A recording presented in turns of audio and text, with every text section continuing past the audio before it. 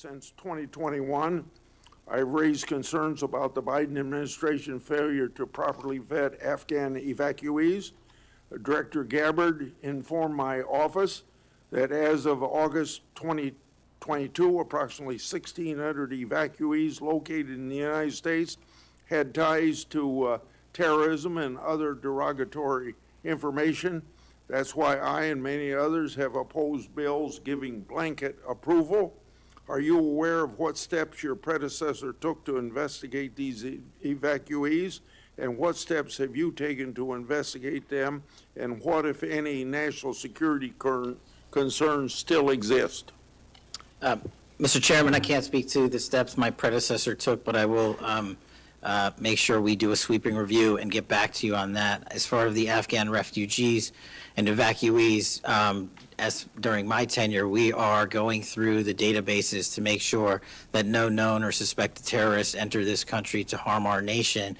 And also, is my resolve as FBI director, one of the first acts we undertook was a manhunt of one of the Abbey Gate bombers and leaders in that crime spree that killed 13 brave Americans. And within 2 weeks, we caught one of the leaders of the Abbey Gate bomber and brought him to justice here in 2 weeks from Pakistan. And so my commitment to you on Afghanistan in all matters is complete and without border. Yeah. Through my and other investigations, we found that the Biden administration lost thousands of undocumented children. We never heard a peep from senators wanting to help find them, even after I invited them to do so. In September 2025, the Trump Health and Human Services announced the creation of an interagency crime coordinator cell to find these and other missing children. That interagency group reportedly includes your agency. What resources and personnel have the FBI assigned to this new interagency effort, and what steps have the FBI taken to assist in locating missing children that the incompetent Biden administration lost? Protecting our youth is maybe the top priority for the FBI. As it specifically relates to your question, Mr. Chairman, as I stated, we've surged resources not just to this cell, but across the nation to our FBI's field office to locate children who have been trafficked, who have been victims of sexual abuse. And we have located 4,700 children in the 7 months since I've been FBI director. And that is a 35% increase from the same time period last year. And we're not stopping, and we're committed to doing that work on our tribal lands as well. And we are finding victims of child trafficking and child abuse every county and every district, and we're not going to stop. Okay. As I mentioned during my opening, I'm releasing documents with Senator Johnson about Arctic frost. Specifically, the documents show its scope expanded to include 92 Republican organizations. From evidence that I've seen, it looks to me like another political hit job against Republicans. What steps has the FBI taken to make sure improperly predicated investigations and weaponizations like this don't happen again? The simple answer, Mr. Chairman, is the FBI will only bring cases that are based in fact and law and have a legal basis to do so. And anyone that does otherwise will not be employed at the FBI. We are doing a prospective and retrospective analyses of individuals who may have weaponized the department and the agency. And as I've committed to you during my confirmation hearing and my conversations with you, this FBI will not be weaponized anymore in either side of the aisle. In June of this year, I raised concerns about the FBI's use of restricted access and prohibited access systems. According to the FBI, quote, when search teams that exist in a prohibited access status cases are searched in Sentinel, the particular search will receive a false negative Sentinel search response, end of quote. Clearly, this is not only affects FBI agents, it impacts congressional requests and court cases, and the Biden administration used it to thwart oversight. How are you ensuring that restricted access and prohibited access files are produced to Congress during court cases And have you identified any Biden family records in restricted and prohibited status? As I've committed to you with my transparency initiative, whether it's restrictive or prohibited, every single thing we can legally provide to Congress, we will. We've also restructured how these restrictive and prohibited cases are labeled and provided access to more people in the chain of command so that more people have knowledge of what these restricted and prohibited cases are, including myself and the deputy. Do you commit to providing any records that are available? I do, sir. You publicly said that your team, quote, found a room that Comey and others hid from the world in the Hoover building full of documents and computer hard drives no one had ever seen or heard of. That's a quote from you. I've received a whistleblower disclosure that the room contained some information kept outside the FBI record keeping. I also have been informed via a whistleblower disclosure that the room included materials related to Special Counsel Mueller, former Director James Comey, and other documents maintained outside of the FBI. Has the FBI now reviewed and analyzed those records? Has the FBI properly recorded the documents? And these records are clearly responsive to my, as well as my colleagues' congressional requests. What steps have you taken to ensure all responsive records are produced to Congress? That has to be my last question. What's supposed to happen is leadership at the FBI is supposed to, pursuant to the Records Act, correctly store these records at our Information Management Division, IMD. In this room, we found a plethora of hard drives, computers, hard documents, soft documents that were not so recorded, a voluminous amount of information. So we are continuously processing that information. So A, we subscribe to the Records Act and commit that those records will be kept permanently at the FBI. 2, we are reviewing those materials. A lot of those materials are related to ongoing investigations. And 3, we are on a rolling basis providing Congress the documents that we can, and we will continue to do so. Okay, thank you very much. Senator Durbin. Thank you, Mr. Chairman. Director Patel, in addition to the extensive purge of nonpartisan career FBI official reports indicate that dozens of remaining officials have been subjected to polygraph exams to test their loyalty. My understanding is that approximately 40 officials have been asked to sit for a polygraph during your administration, and several have been asked whether they have ever made negative comments about you.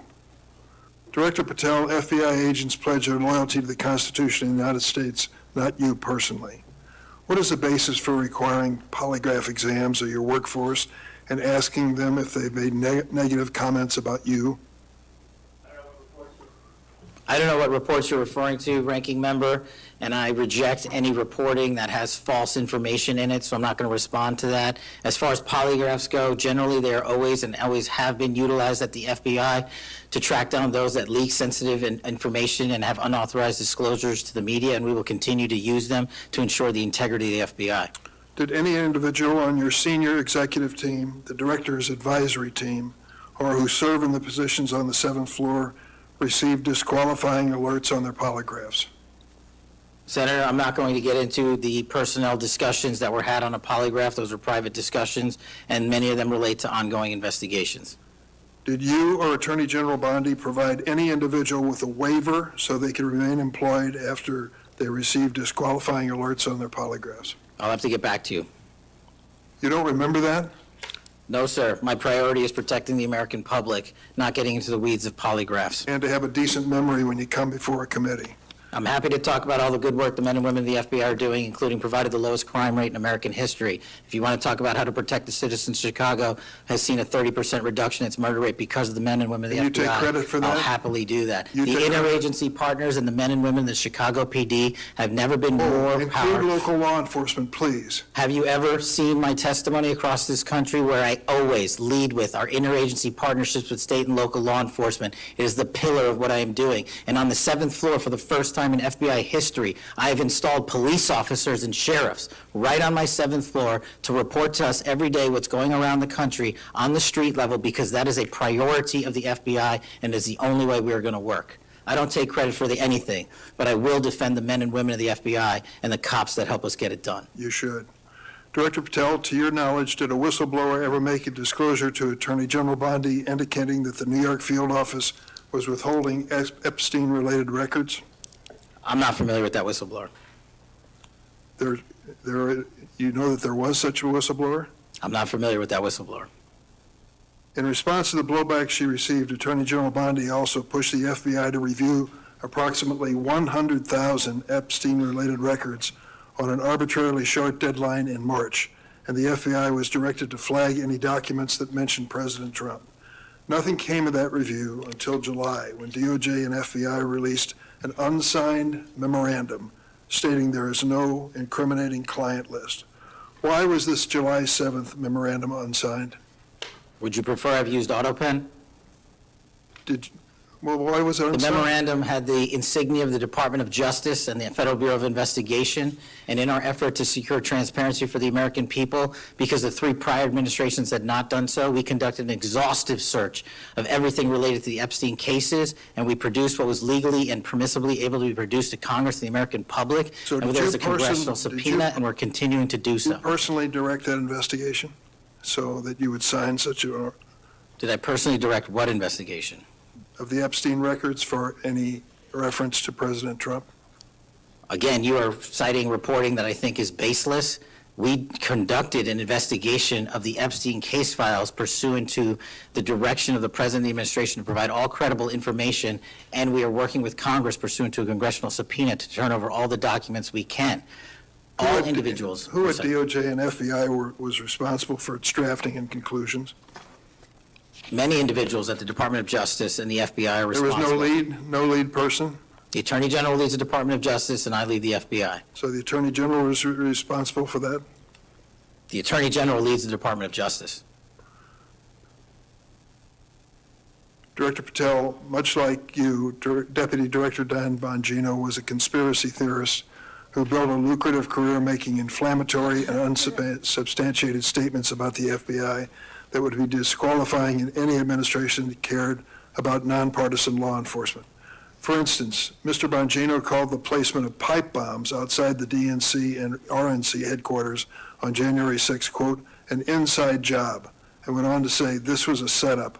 I have zero doubt, and whoever goes into the FBI, you better get an answer about why. Director Patel, you and Deputy Director Bongino are now leading the FBI. What is the evidence to suggest the pipe bombs placed outside of the DNC and RNC on January 6 were an inside job?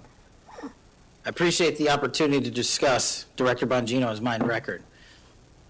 So many on this committee and the media jettison our 31 years of public service. Can prior you to answer the taking- question, sir? I'm answering the question. You're questioning the integrity of the Deputy Director of the Asking FBI you and if mine. you found And any I'm going to evidence. answer the question. I'm The pipe asking- bomb investigation is ongoing, and I'm not going to discuss the Ongoing? details of the pipe bomb investigation.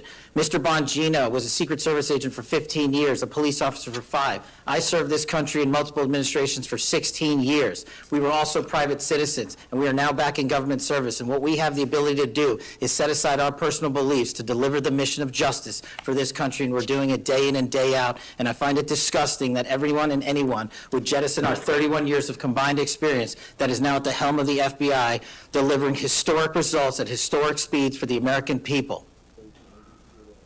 So you have no evidence? I got a lot of evidence, and I'll give it to you when I can. Yeah, looking forward to it. There's a New York Times story this morning about Chris Meyer. As I understand it, he was your personal pilot, at least for some period of time. Mr. Meyer has quite a record himself. Flew over 350 hours as an Air Force pilot on 3 aircraft types in Afghanistan. Mr. Jardina, another former FBI agent, a 1999 graduate of U.S. Naval Academy, commanded 100 Marines in combat during the 2003 invasion of Iraq, participated in several firefights, followed up with 2011 deployment as a reservist to Afghanistan, where he interrogated senior Taliban officials. It appears that you terminated these 2 agents. Why? I'm not going to get into personnel decisions that we made. So you're not accountable for your decisions to take people who've served our country so admirably and terminate them without any cause? That's a one-sided story. Anyone that has been terminated from the FBI, generally tell your side speaking, of the story. fail to meet the needs of the FBI and uphold their constitutional duties, and you providing a one-sided story from your perch is absolutely disgraceful, because the men and women of the FBI deserve better. And your attack on the current leadership of the men and women of the FBI is equally disgraceful, because now you're attacking the leaders that are our brave SACs in the Let me tell you field what's who are disgraceful. doing the job that this Disgraceful. country needs. It's And we will disgraceful. continue to do it. Excuse me, it's disgraceful when Mr. Meyer and Mr. Giardina, who served our country so well, are terminated apparently because of the rants of a broadcaster. That is your all? opinion, it is not a fact. Well, it's certainly my opinion I can back up with fact. Let me ask you to explain the situation in Baltimore, if you will. Did you read the story about the termination of the project in Baltimore? Which story? 764 Group? Sorry. Which story? 764 Group, the Baltimore agents were investigating. Are you familiar with that? No, sir. Well, I'm not going to go into detail, it would take too long to do it, but apparently that this group, 764, a nihilistic, violent extremist group, seeks to blackmail children to perform vile acts on a camera, under investigation by Baltimore, which was terminated by you. I'd like you to respond in writing, if you will, as to the circumstances of that termination. Sure. Our operations against NVEs, as you're referring to, has been historically high, and we've taken down multiple NVE rings, including 764 rings, who are harming children and causing them to be mutilated and Last commit question, suicide. can you explain why you are eliminating the requirements for a college degree for your agents? I appreciate the opportunity to address that. You said in your opening statement, we are reducing the training requirements at Quantico. We are not, we are expanding them. You are referring to an 1811 crossover program, because I believe the men and women of places like the DEA, the ATF, and the Marshal Service and the Secret Service who want to work at the FBI should deserve that opportunity in a shortened bridge program, which we provided. We are also keeping the 18-week BFTC as is traditionally being held at the FBI. So we're not reducing any requirements. We are increasing those that we bring into the FBI. Did you change any of the requirements on college degrees? We are allowing police officers who have served for a number of years to come into the FBI who did not obtain the requisite college degree to apply to be federal agents, because we feel they have the street-level experience we need to conduct this mission. I yield, Mr. Chairman. I have to respond to this business about you not treating employees properly, because I served under the previous administration when Democrats willingly turned a blind eye to Biden administration retaliation against my whistleblowers. They didn't get due process when their careers and lives were upended. I'm talking about people like Dina Perkins, Jeffrey Veltri, Timothy Dunnan were removed from their positions. Several whistleblowers were reported that they targeted FBI employees for their political beliefs by suspending and revoking security clearances. One FBI whistleblower said that Perkins, Veltri, Dunnan, and other FBI leaderships were, quote, responsible for what happened to me and my family. Ensuring that they no longer work at the FBI isn't retribution, it's responsible leadership. Another whistleblower that is a registered Democrat said they spoke out against abuses in security clearances processes committed by FBI senior leaders, particularly Veltri and Perkins. Then Perkins and Dunnan suspended their security clearances and put them in unpaid leave. I'm going to put some more examples like this in the record so I don't take up a lot of time for my colleagues. Senator Graham. Thanks, Senator Graham. Welcome to the committee. The numbers sort of speak for themselves. You've done a lot in a small period of time. So all those folks out there making this happen, thank them for me. Yes, sir. As to how to be an FBI agent, you've made a decision that local law enforcement folks, people who've served in law enforcement without a college degree are able to apply now. Is that correct? Yes, sir. Makes sense to me. So experience out in the field might be as valuable as a college degree, believe it or not. Venezuela. We're blowing boats out of the water in the Caribbean because they're connected to international narco-terrorist groups. Is that correct? Yes, that mission is being led by the Department of Defense, sir. Okay. What legal authority do we have to do that? Sir, I would defer the questions on legal authority to the Attorney General and the Department. Fair enough. Do you believe that Maduro runs a narco-terrorism state in Venezuela based on?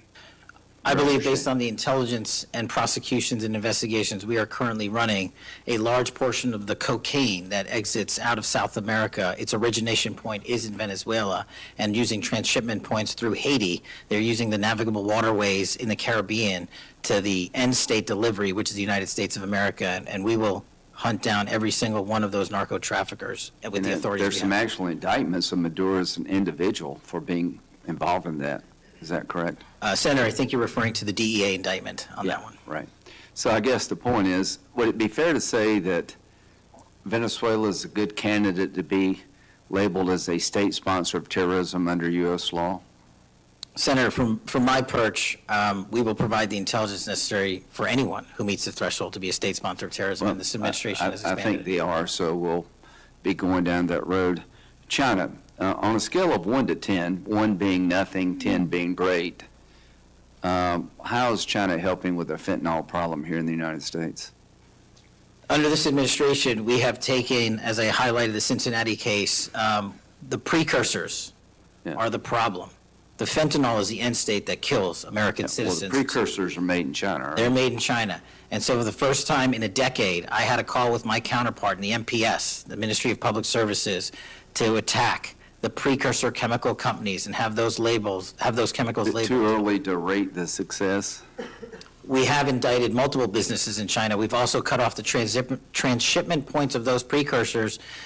They switched. Once we got on their track about their delivery routes to the Mexican drug cartels directly, they started going to India. We called the Indian authorities, and they shut down those transshipment points. So we're continuing to work with our So partners China overseas. is helping, would you say? They are starting to help, and we are hoping, under this administration's leadership, we can get more of Let their me help. know, in the coming months if that continues, because if they are helping, that's a good thing. Yes, sir. We need to celebrate the breakthrough. If they're not, that would be a bad thing. So after the assassination of Charlie Kirk, there seems to be one refrain from everybody, and that's about the effect of social media. Do you believe that social media is one of the instruments radicalizing America and inciting violence? Well, it's not, my belief is based on the data, and the data shows that social media is wildly out of control when it comes to radicalizing. You're dead right. So what did you just say? This guy's the FBI director. He says that social media is wildly out of control. Now, free speech, we all agree with that, but you can't yell fire in the theater, right? Yes, sir. Free speech doesn't allow you to go online and groom a child for sexual, No, it does not. okay? Free speech doesn't allow you to go on the internet and basically incite somebody to kill another person, right? Absolutely not. So if it's illegal offline, it should be illegal online, agreed? Whatever the law is. Yes, sir. We Just have- because you're online doesn't give you a get-out-of-jail-free card. No, sir. So if a parent is worried about a child being bullied on a website, what rights do they have under U.S. law? We have to balance the rights, as you said, Senator, of free speech versus those that encroach Is there upon any law violence. that can shut down one of these sites for bullying children or allowing sexual predators on the site? We are able to attack certain sites on the dark web. When it comes to the open internet infrastructure system, we have to reach a threshold to attack a company's position that only subscribes to violence. Can the parents sue that company? They can. They can? They can sue not the social media companies. That's what I'm talking about. They can sue the companies. No, I'm talking about the social media company that gives lives to this behavior. No, you're referring to Section 230, sir. Would you advocate a sunsetting of Section 230 to bring more liability to the companies who send this stuff out? I've advocated for that for years. All right. We need to do this, folks. These companies are taking content that it makes you sick, that could get you killed, get you poisoned, and there's nothing we can do about it under our law, a person can do about it because of Section 230. So if your child is being sexually groomed online or bullied online, and you go to the social media company and ask them to take it down, they refuse, you have like zero rights. How many images of sexually exploited children are purveyed every year on social media sites? The number is astronomical, and Senator, if I can just add one step to that analysis. Please. It's not just what's on social media that is quote-unquote real. It's the introduction of artificial intelligence and Right. generative AI that is creating even more child sexually abuse material and even more sexually violent acts online and mimicking people. Would you say that the way social media is structured today, really no accountability, 36 million images in 2023 of sexually exploited children, that this is a public health hazard? It is. Would you say that it's a mental health problem, particularly for younger people? It absolutely is. Do you agree that some of these sites are designed to be addictive? I think not only are some of these sites designed to be addictive, unfortunately, the reality is some of these sites are designed to generate income, and many people are generating income based on this illegal trade. Do you think it's now time for America to deal with this problem? I'm all in, I have been all in, and I'm happy to work with Congress to do so. Well, I tell you what, having the FBI director all in is great news for me, and I hope the committee will respond and that we'll be all in, trying to fix a problem that I think is doing a lot of damage to our country. When it comes to John Bolton, was there new evidence involved in the raid on his home? Sir, that investigation is very much ongoing. As you know, there was a raid of his house pursuant to a legal Was there search a warrant obtained to go in? Absolutely, sir. Okay. All right. We're looking to have that search warrant unsealed Okay. at the Yeah, appropriate I time. think that would be good, quite frankly. In December 2023, Director Wray said he sees blinking lights everywhere regarding to foreign terrorist threats against our homeland. How would you characterize the state of threats to our homeland by foreign terrorist groups? Foreign terrorist organizations have adapted and started utilizing online platforms, and so has the FBI. And so while they are adapting and expanding how they harm our country, we have as well. They have not stopped. There's been a resurgence in places like West Africa and elsewhere of foreign terrorist organizations, and also the newly emboldened drug trafficking organizations in Mexico. It's going to take a whole of government approach to get. Does Hezbollah fall within that group? Yes, sir. So Hezbollah is involved in not only terrorism, but narco-terrorism? Yes, sir. So do you consider Hezbollah a threat to the United States? Absolutely. All right, finally, do you have enough people to Sorry. do all this? Do you need more people? You're involved in a lot of things, and the numbers speak for themselves. You have FBI agents helping here in Washington, D.C. You have FBI agents helping in illegal immigration. That's good. You've got a chance here to tell us if you need more people. Seems to me that threat level of this country is pretty high right now. You got thousands of domestic terrorism cases. How many are being investigated?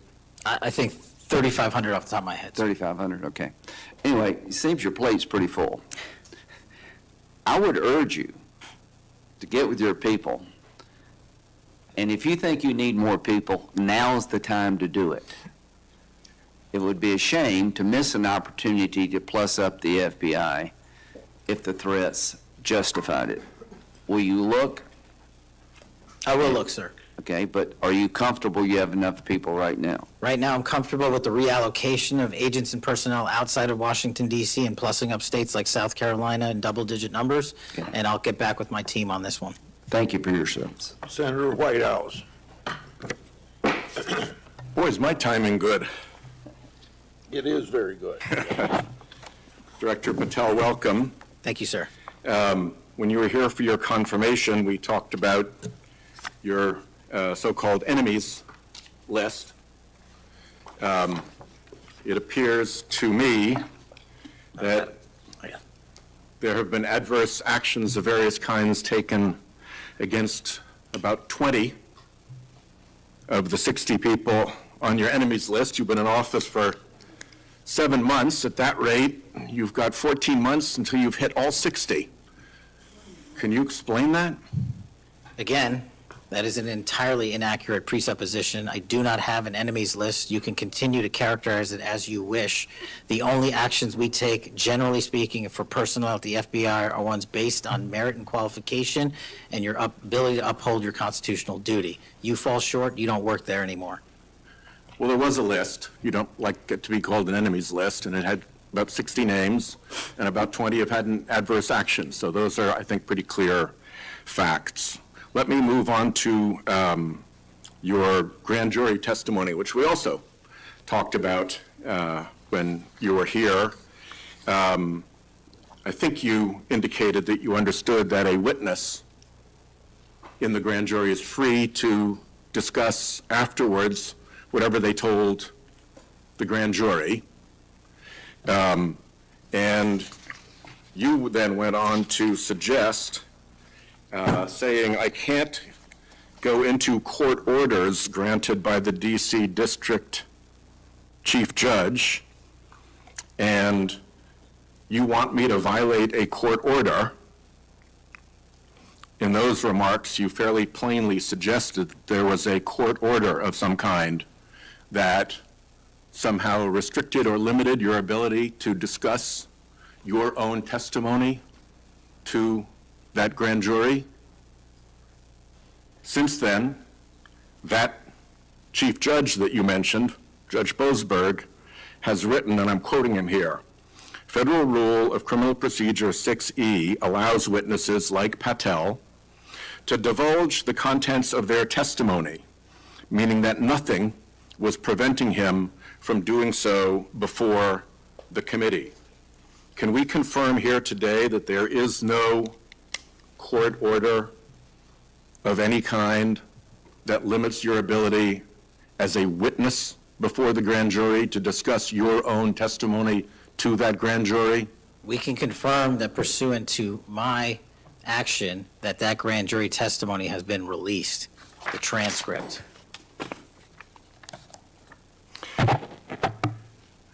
Let's, in what forum was it released, may I ask? Publicly. Okay, we'll check on that. The FBI does background investigations. In the case of a U.S. attorney, Janine Pirro, it has come to light that in a civil proceeding, that Fox News executives, prior to her confirmation, called her, I'm quoting here, a reckless maniac who makes, quote, insane comments, and said, I don't trust her to be responsible, and noted her penchant for what they called random conspiracy theories on weird internet sites. My question to you is, did that turn up in her background investigation? For any background investigation, Senator, we do not discuss those publicly. And for every background investigation, when there's an adjudication, it is not made by me. It is made by the career professionals who run the inspection division and background check system. Do you know if that information was found? You see, we're an oversight body here, and there are really three possibilities here. One is that the FBI background investigation didn't find that stuff. That's worth noting, because these investigations, full field background investigations, are supposed to find that stuff. That's possibility one. Possibility two is that the FBI did in fact find that information and then did not report it to the administration or to the committee.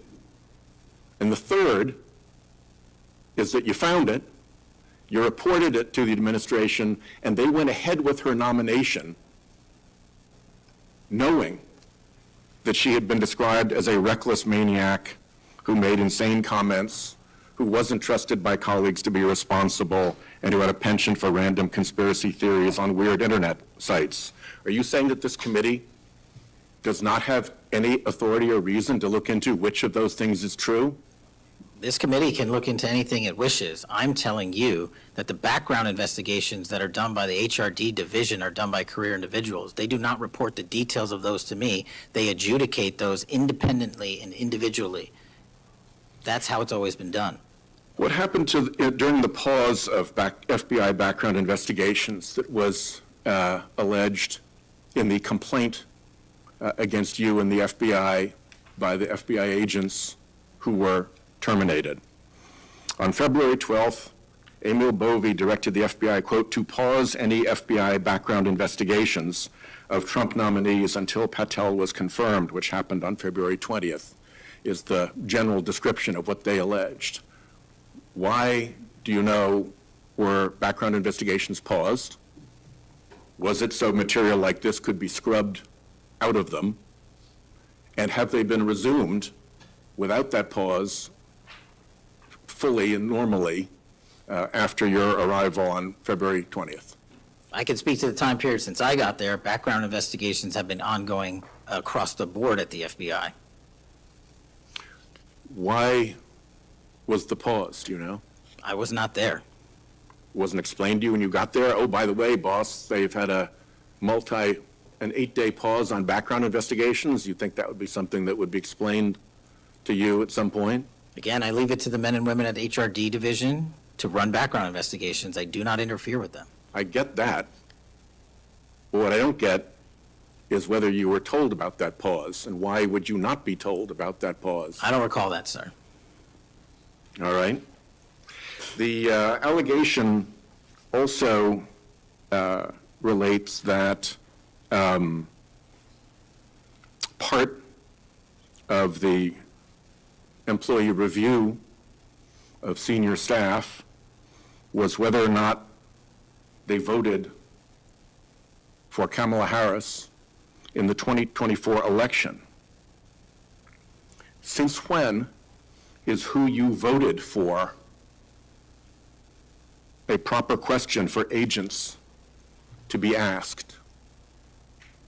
I don't know what allegation you're referring to, Senator. If it's from an ongoing matter in litigation, I can't discuss that, but what I can discuss is I can only speak to the FBI's background investigations. There are other background investigations conducted across the government.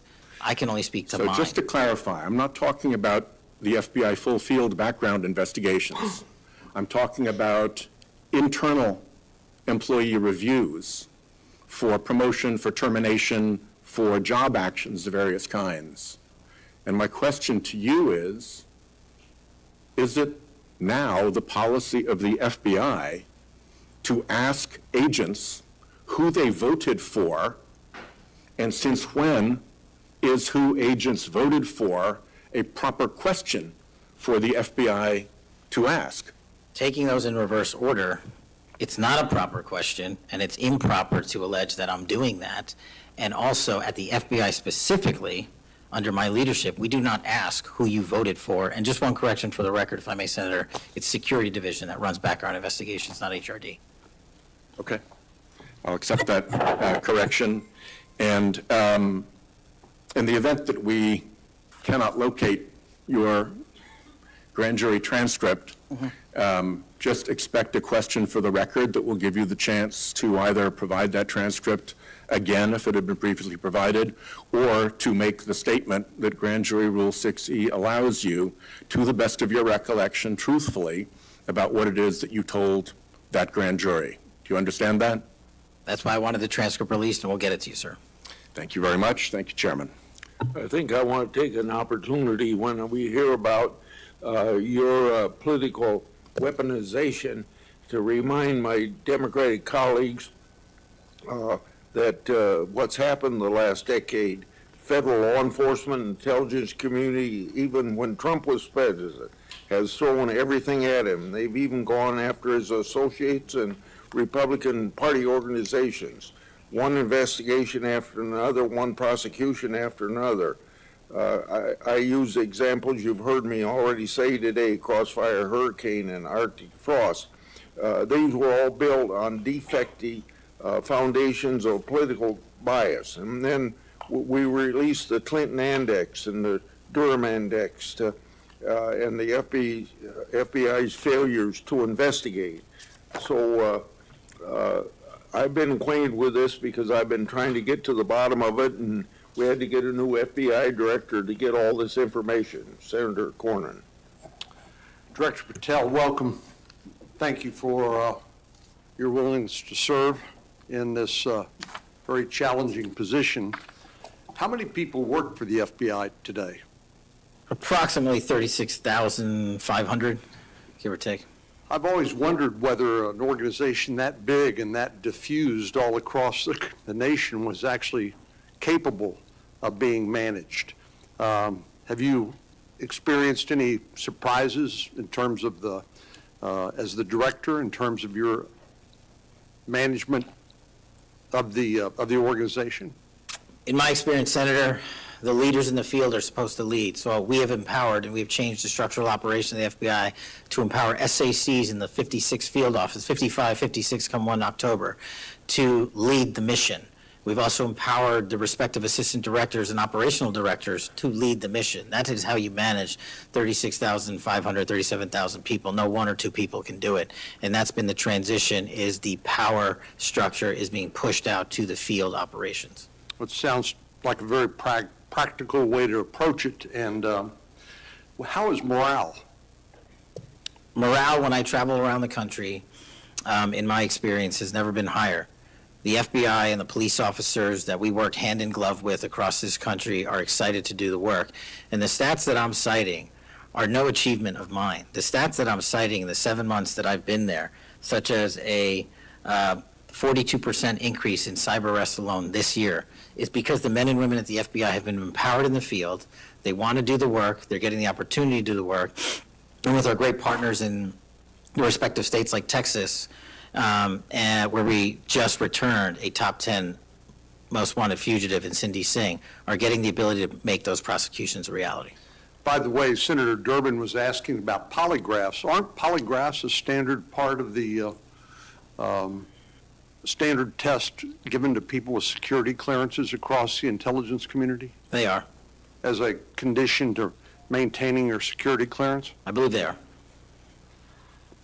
Speaking of intelligence, one of the things that I've wondered about over time is, the FBI is a premier law enforcement agency in the nation, but you also have other important responsibilities in counterintelligence. And there's been different debates or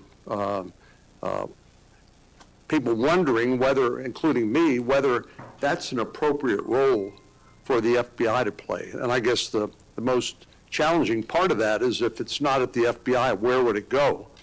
But can you, given your background, I know as working on the HPSI and your intelligence background, can you talk a little bit about what you think about the counterintelligence role of the FBI agents and how that's working, whether you think it's performing the way it should, or whether there are other changes or reforms need to be made in order to improve its functioning? As you know, the threats from our adversary nations are just proliferating every day. So what do you think? The espionage activities of our adversaries have never been so high, and I think the counterintelligence mission is properly housed within the FBI because we've been vested with those authorities for Congress, and I believe that mission set is working. And if I can, sir, since January 20th of this year, the FBI has made 55 arrests on the counterintelligence mission alone. That's a 30% increase in CI arrests from the same time year-to-date last year. We've arrested 33% increase in PRC counterintelligence arrests, an 83% increase in Russia counterintelligence arrests from the same time last year, then a 60% increase on Iran counterintelligence arrests from the same time period last year. So we are already on total exceeding the entirety of the number of arrests from the previous year on counterintelligence matters across the board. And in my opinion, the FBI is the only agency that can do it. Now, we work with the interagency to do it, and we need them, but we have the mission set. Thank you.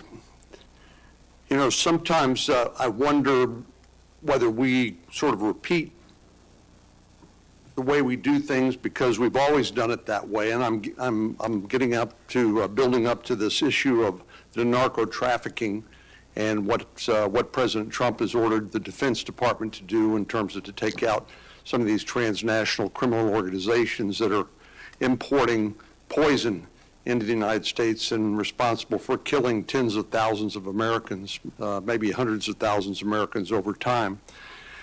Do you think a law enforcement model for dealing with these narco traffickers is adequate to deal with the threat? Or do you think we need to start thinking about this in maybe new and different ways? Obviously, we're not engaged in a war per se, although it is a war metaphorically. And the law enforcement model seems to be not working from the standpoint of dealing with the volume of the threat and the magnitude of the threat. Do you think we need to start thinking about how do we deal within constitutional legal parameters to deal with this problem in a different way to be more effective in protecting the American people? Absolutely, and the way to analogize this and why I've advocated for the designation, and I'm thankful that the Trump administration has designated these cartels and narco traffickers as foreign terrorist organizations, is because we must treat them like the foreign terrorist organizations post 9/11. We must treat them like the Al-Qaedas of the world because that's how we're operating. And just treating them with law enforcement capabilities alone was wholly insufficient to wipe out the targets in their entirety. They always had the next man up philosophy. If you take out the leader, they got 10 guys behind him. But in order to eliminate, and that's the key, eliminate the drug trade, and eliminate the pouring into this country of narcotics, we have to use our authorities at the Department of War and the intelligence community to go after the threat like we did terrorists when we were manhunting them. And now we have that ability, and we're seeing that in live time, whether it's on the strike on the boat or going down into Mexico and working with our Mexican authorities with these intelligence assets to say we've located not just the person in charge, the cadre in charge, but the entire network, and we are now able to dismantle that entire network. It's going to take time. The manhunt after 9/11 took some years, and this is going to be a years-long mission. Well, I'm glad you mentioned the counterterrorism mission because we've had a lot of experience, the U.S. government writ large, with dealing with terrorism in the Middle East and elsewhere. And obviously some of our friends and allies, like Mexico, for example, are very sensitive about sovereignty and being able to control what happens on their territory. But yet we're beginning to see more and more cooperation, as you point out, in that regard. And so in your opinion, has the counterterrorism model, have the lessons learned by the U.S. government writ large, are they being aggressively applied? Are there other things we need to do to make sure that those skills, those lessons learned are applied more broadly to the threat of narco trafficking? I can only speak to the FBI. We are applying all of them to our the CT mission set to the CN mission set, and we're using the new authorities given to our intelligence community partners in the Department of War to combine these collective efforts and in a new way, meeting together and creating an interagency process that gets after the threat dynamic. And whether that's a kill operation, a capture operation, a surrender operation, or a host nation takedown, like we did with the counterterrorism mission sets in Afghanistan, in Iraq, in Pakistan, and elsewhere, we are applying that to the drug traffickers in Mexico and Venezuela and Colombia.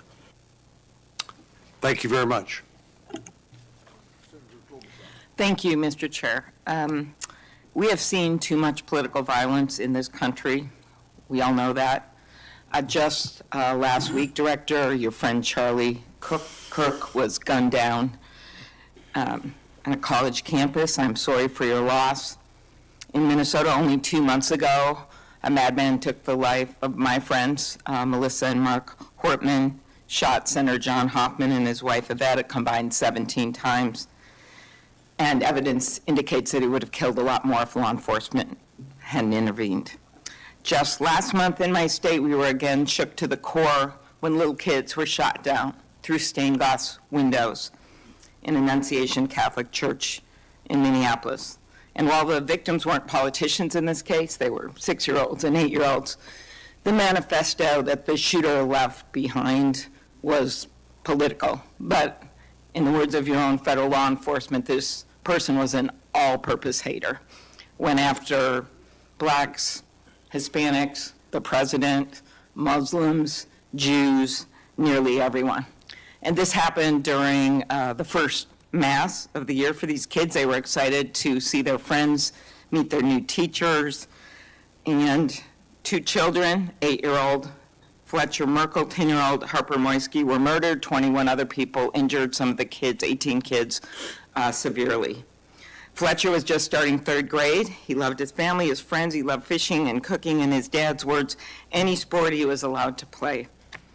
Harper, the other child, we celebrated her life this Sunday, thousands of people.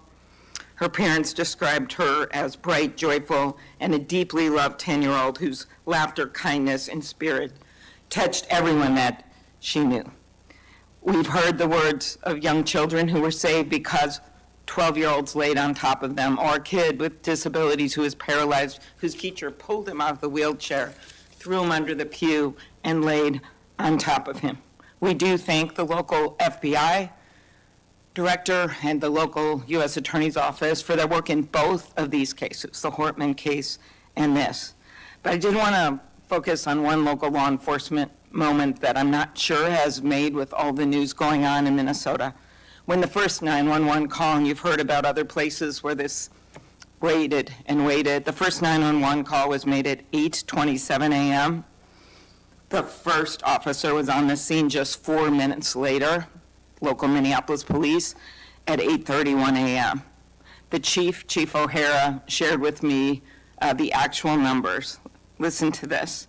Over 20 people were in ambulances just 14 minutes, all of them, after the police got on the scene. 14 minutes after the first call. Tourniquets, stretchers, and they got them all to Hennepin County Medical Center or Minneapolis Children's Hospital. And I think it is worth looking at what happened there, because one of the dads whose daughter was severely injured, still in the hospital, that I met on Sunday, told me that there is absolutely no way his beautiful daughter would have survived if police hadn't been there. So it is worth looking at for all of us. So my focus on behalf of these parents, because I promised I would do this on Sunday, was just to figure out how we can do anything to stop this from happening again. So expanded background checks, ghost gun bans, every shooting is different.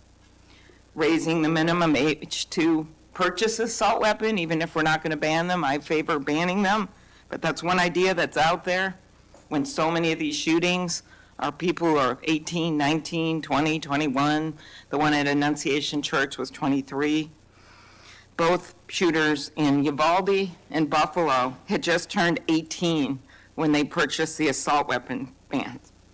I'm not saying any one of these things would prevent every single shooting, but I really ask everyone to look at these. We also need to tackle social media, and I really did appreciate Senator Graham's questions. I think we have to protect free speech and not engage in censorship. But for years, I have supported repealing Section 230, which was made when these companies were little companies starting up in garages. And I think it is one way to get at making this better environment online and preventing violence. So my first question is on the assault weapon ban. Do you think that would be helpful in reducing gun deaths, Director? Senator, if I may, I want to answer the question, but thank you for your remarks. Especially it relates to my friend Charlie, and I share and relay my remarks, my sentiments to you. Minnesota has suffered untold tragedy in these last few months, and whatever creativity we can use to eliminate even just one shooting, one horrific death, I am in favor of engaging with Congress fully to do. I don't have the answers. I don't know what will eliminate it in its entirety, but I'm willing to engage and explore new ways with you, Senator. Okay, thank you. And so, assault weapon ban, what do you think? Senator, I think there are instances on this legislation that could prevent future attacks, but I'm not going to weigh into the creation of legislation. Could you also look at, and I favor just assault weapon ban, not getting these guns in the hands of people that shouldn't have them, but could you look at the numbers on the ages. Yes. Because from 18, even going from 18 to 21, which wouldn't have prevented the shooter in Annunciation Church from purchasing that gun. He purchased several the same day. Over 100 rounds were fired from the assault weapon through the stained glass windows. So if you went up to 25, it would have stopped that immediate purchase and probably saved the lives of these kids. But if you go to 21, that is the same age that already applies to purchasing handguns from federally licensed dealers. So I prefer another approach, but I was hoping that our Republican colleagues would at least look at that, given Uvalde, Buffalo, and some of these other mass shootings, trying to be practical, but thinking that it could make a major difference. Strengthening background checks, could you also look at that? And then banning ghost guns and bump stocks. What do you think of that? So, Senator, you're talking to my heart here on one of the core missions at the FBI, which is our CJIS facility in Winchester, Virginia, which is our hub for our NICS checks, our NCICs, our capabilities on when we have, I think it's 19,000 state and local community law enforcement come to us for these background checks. We're trying to make that processing as fast as we can so we can get them real-time information. I think we have a 93% clearance rate in 15 minutes as it relates to ghost guns, but we can do better. All right, well, just if you could get back to me on all those and talk to the White House. Threats against elected officials have increased exponentially. Members of Congress received more than 9,000 threats last year, up from 1,600 in 2016. There's been a lot of talk about the rhetoric and the like.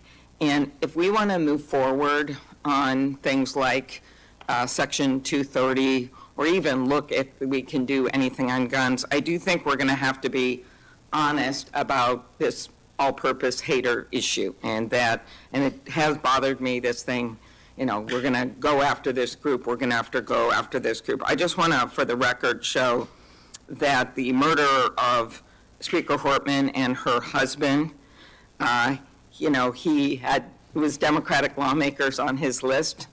He went to the ones whose addresses he had, by the way. Planned Parenthood was on the list, as were businesses and law firms. Doctors. I already mentioned the ones with the Catholic Church shooting. So it is not just, as the radicals on the left, what's a quote from the president, are the problems or destructive movement of left-wing extremism that Vice President Vance said. According to the Anti-Defamation League last year, all the murders were committed, and I'm not actually going to say this because I don't even want to go left-right with this, but you can imagine it wasn't from the left. Cato Institute, conservative think tank, published a study just last week that found terrorists from the right were responsible for 6 times more deaths than people from the left. I actually don't want to go tit for tat on this, but what I am asking for is that this rhetoric of blaming one side or the other stop, if you could convey that to the president, and that we actually work on things that are solutions. So could you commit to me, Mr. Patel, Director Patel, that you will do that? Absolutely, Senator. Okay, thank you. Last, you were asked about social media, and I will put some more questions on the record about that. I think we could make major movement on that. The local FBI helped when the city of St. Paul was a victim of a cyber attack, and I'm concerned about some of the cyber attack cuts. I'll ask you that on the record. AI, I'm glad you raised that. I think we have to do more, but also including election interference, because they're using AI videos. I just had one happen in this very committee on me, and I just think they're going to start using it in democracy, election. They could be foreign. Do you think some of this is foreign entities, Mr. Patel? Generally speaking, we have traced a lot of this to loose groups overseas that don't have any sort of central cluster. There's going to be a lot on you then. And then last, I'll put on the record just my concern about protecting journalists. The new guidance that came out of the department. Have you deployed any FBI resources to investigate members of the media for activities related to news gathering, reporting, or reporting on government whistleblowers, something near and dear to the chairman's heart? The only time we would involve an investigation of a journalist if they've conducted or committed an allegation of separate criminal activity, most prominently leaks of classified information. Thank you. Senator Hawley. Thank you very much, Mr. Chairman. Director Patel, good to see you. Thank you for being here. You're leading the FBI at a very critical time for that agency and also a critical time for our country. And I want to start by talking to you about the tide of violence that we have seen, ideological violence against people of faith, particularly Christians. You just think here, take a rough catalog. Just in the last couple of years, we've seen shooting at the Covenant School, Christian school in Nashville. We've seen school shooting at the Annunciation School. We've seen church shootings multiply. We've seen acts of crime and violence, vandalism, arson against churches and parishes all across the country. And then, of course, last week, Charlie Kirk, who said, "I want to be remembered for my courage, for my faith," was shot on a college campus. Let me just start with the assassination of Charlie Kirk. Is the FBI, and I appreciate the tremendous work the FBI has done in this investigation, is the FBI investigating the Kirk assassination as part of this broader pattern of anti-religious, anti-Christian violence? We are investigating Charlie's assassination fully and completely and running out every lead related to any allegation of broader violence, and we're producing results on that we'll disclose when appropriate. Good. I'm glad to hear that. Let me just ask you a few questions about that, if I could. Sure. Reports have suggested that the FBI is investigating a broader network of groups that may have had some knowledge of the shooter's plans. Can you give us any details on that, following up what you've already said in public? How's the FBI working to find other potential accomplices, folks who may have known about the shooter's plans, folks who may have encouraged him? Any update on any of that? So in terms of what we do for an interrogation perspective, we go and reach out to the family and community immediately, and we've conducted those investigations and interrogations with local law enforcement, and we're continuing to do that because those closest to the suspect are going to hopefully know the most about the suspect and his beliefs and his ideology. On top of that, unfortunately, it has been leaked that there was a Discord chat, and for those unfamiliar with it, it's a gaming chat room online that the suspect participated in. So what we're doing, we've already done, is serve legal process, not just on Discord, so that the information we gathered is sustained and held in a evidentiary posture that we could use in prosecution should it be decided to do so. And we're also going to be investigating anyone and everyone involved in that Discord chat. Okay, very good. I see the public reports that the Discord thread had as many as 20 additional users. It sounds like you're trying to run down all of that to see if that's accurate, who else may have been on that thread, what they may have known. Is that fair to say? It's a lot more than that, and we're running them all down. It's a lot more than 20? Yes, sir. And you're running all of that to ground? Every you said? single one. Yeah, fantastic. Let me just turn to the broader question here of anti-religious, anti-Christian violence. Let me just give you a few stats that I'm sure that you're all too familiar with. Every person of faith in America certainly is. Major report this past year found that there have been over 400 instances of hostility against churches in the United States in the year 2024. Those included arsons, bomb threats, shootings, and firearm incidents. Another organizational report found that there were 500 attacks on Catholic parishes alone. So that number 415, that's all Christian churches in 2024. Another organization found 500 separate attacks on just Catholic parishes since May of 2020. Of course, we had the Covenant School shooting, the Annunciation School shooting in Minnesota, where 2 children were shot dead as they were praying in a pew. Here's my question. What is the FBI doing to take on this rising tide of violence that seems to be motivated by anti-religious hatred? Specifically, sir, we have 60 anti-Catholic hate crime incidences reported to us that are being investigated. Publicly, I can tell you we have 5 hate crime investigations with anti-Catholic bias ongoing currently in the states, in the cities of Kansas City, Louisville, Houston, Nashville, and Richmond. That's what I can say publicly, but any ideologically based attack against any faith, as a man of faith myself, will not be tolerated, and the full resources of the FBI are committed to all of it. Are you investigating any domestic cells that instigate or encourage or fund or in any way support attacks on churches or other houses of worship? Senator, you raise an incredibly important point that most people don't look at. I've always said we follow the money. And whether it's terrorism or attacks based on ideology or attacks on institutions of faith or people of faith, someone's paying for it, and we are reverse tracing those steps. We are not stopping at the perpetrator themselves. We are reverse engineering to hold those accountable in our investigations to who funded them and knowingly funded them, and we will bring the appropriate steps against them with our partners at DOJ. Good. I'm glad to hear that. We look forward to hearing reports on that progress. Yeah. Sorry about that. Let me just ask you this in the same vein, Director. Since the Dobbs decision, the FBI has advertised $25,000 rewards for information on attacks on abortion clinics. Will the FBI similarly offer rewards for information on attacks of houses of worship? Yes, when it is appropriate, the rewards are any reward, whether it's an attack on a house of faith or on a homicide or whatever, is determined by a group within the FBI, but we will work with them to make sure that rewards of monetary value are put out for all ideologically based attacks. Good. You just rattled off some statistics, which I was glad to hear, about the number of investigations you have open, the incidents you're tracking against Christians, against houses of worship.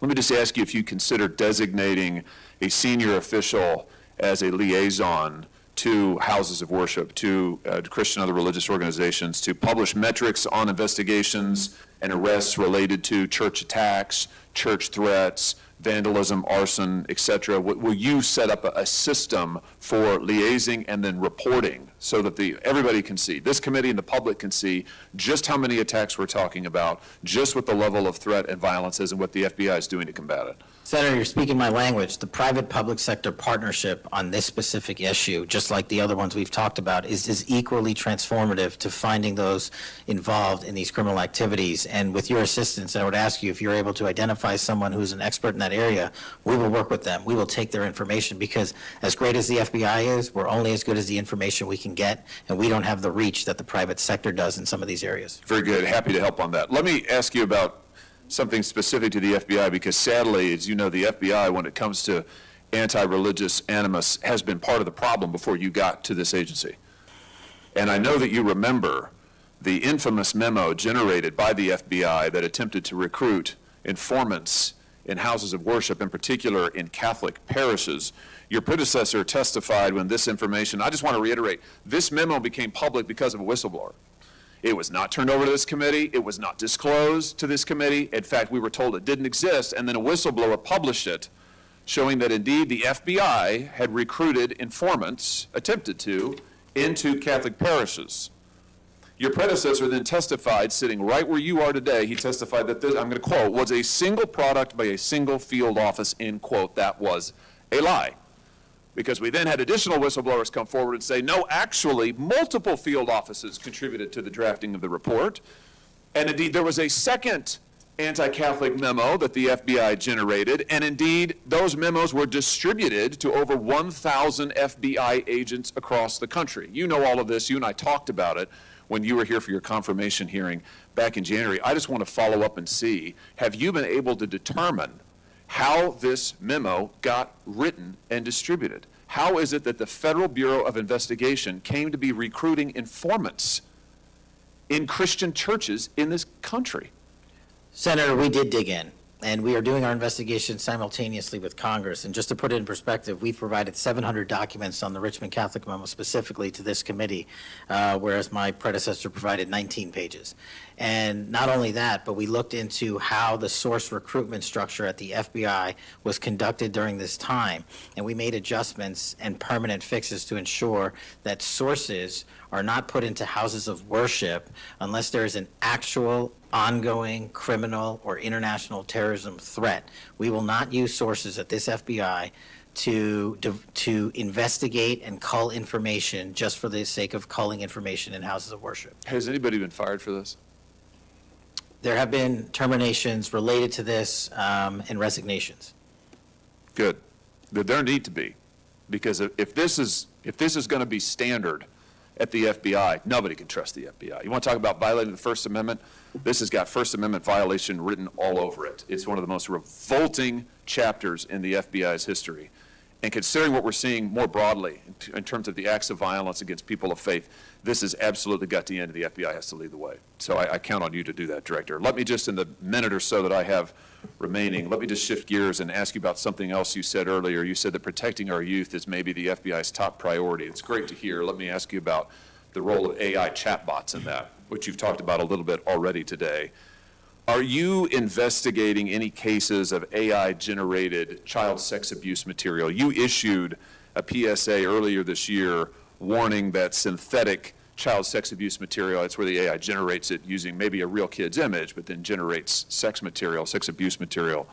You warned that that was illegal under federal law. Is the FBI investigating any instances of this synthetic CSAM material generated by AI that you can speak to? We are investigating dozens of those matters because, let me just say this, as far as the FBI is concerned, generative AI that produces CSAM, child sexual abuse material, under our investigative authorities is treated as equally as if it were actual child sexual abuse material. There's no difference for me and the FBI on this. Let me just ask you one other thing in this vein. I'm sure you've seen the reporting that Meta's AI rules, their own internal guidelines, allowed their chatbots to have sensual, that's their word, sensual conversations with children.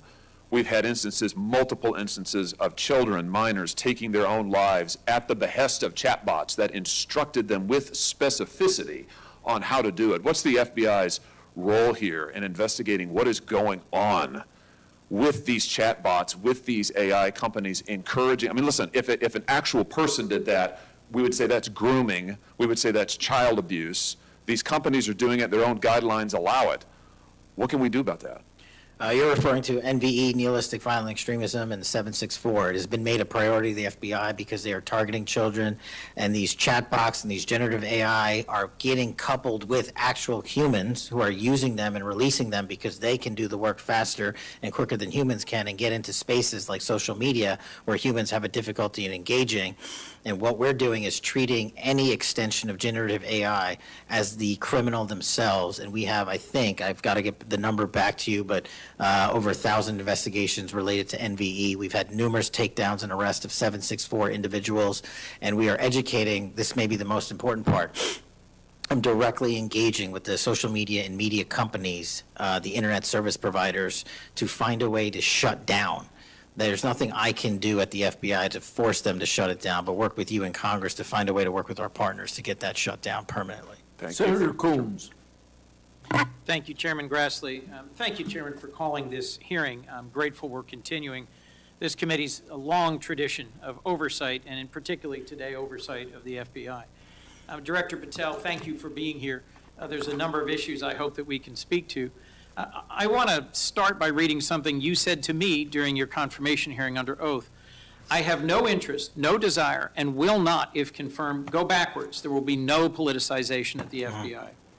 Then you looked me in the eyes and said there will be no retribution actions taken by the FBI should I be confirmed as director. I told you that in your office. I tell you that again today. I'm concerned that that's not what's happened, that since you took over as director, you've cleaned house or forced out senior leaders across the Bureau, in particular targeting those that worked on investigations of President Trump. The former acting director has just sued you for firing him for political reasons. So did a leader in the D.C. field office. And the well-respected leader of the Salt Lake City office was pushed out last month, leaving that office shorthanded at a particularly difficult time. I'm worried that these actions compromise the Bureau's ability to keep Americans safe. Hundreds of agents have resigned. You are lowering application standards to fill vacancies. You've reassigned large numbers of agents to work on immigration and street crime, issues other law enforcement agencies can handle, perhaps more effectively with the FBI. But I'm concerned that this compromises the Bureau's ability to address national security risks, uniquely its capability.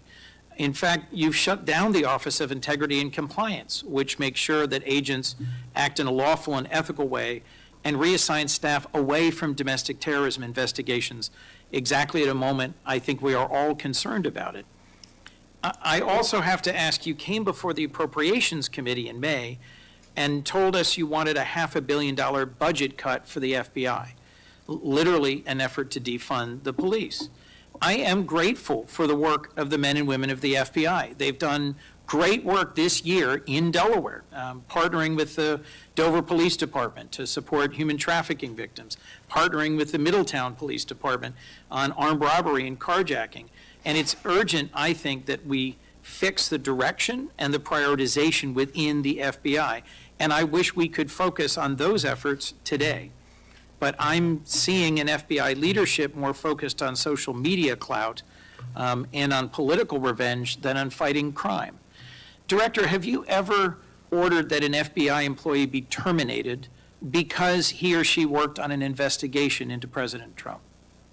Senator, thank you. One quick correction for the record. There's 280 NV investigations. I gave the incorrect number to Senator Hawley. Thank you. Understood. As far as a lot of your statement, I disagree with it, and I'm happy to address it. But the only way, generally speaking, an individual is terminated at the FBI is if they have violated their oath of office, violated the law, or failed to uphold the standards that we need them to have at the FBI.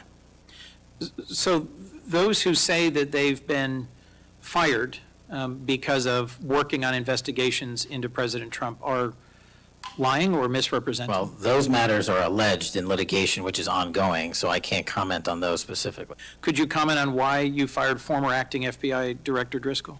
I can't because it's ongoing litigation. Could you say now definitively under oath that the rank and file agents who were assigned to work January 6 cases will not be terminated because that's what they were assigned to do?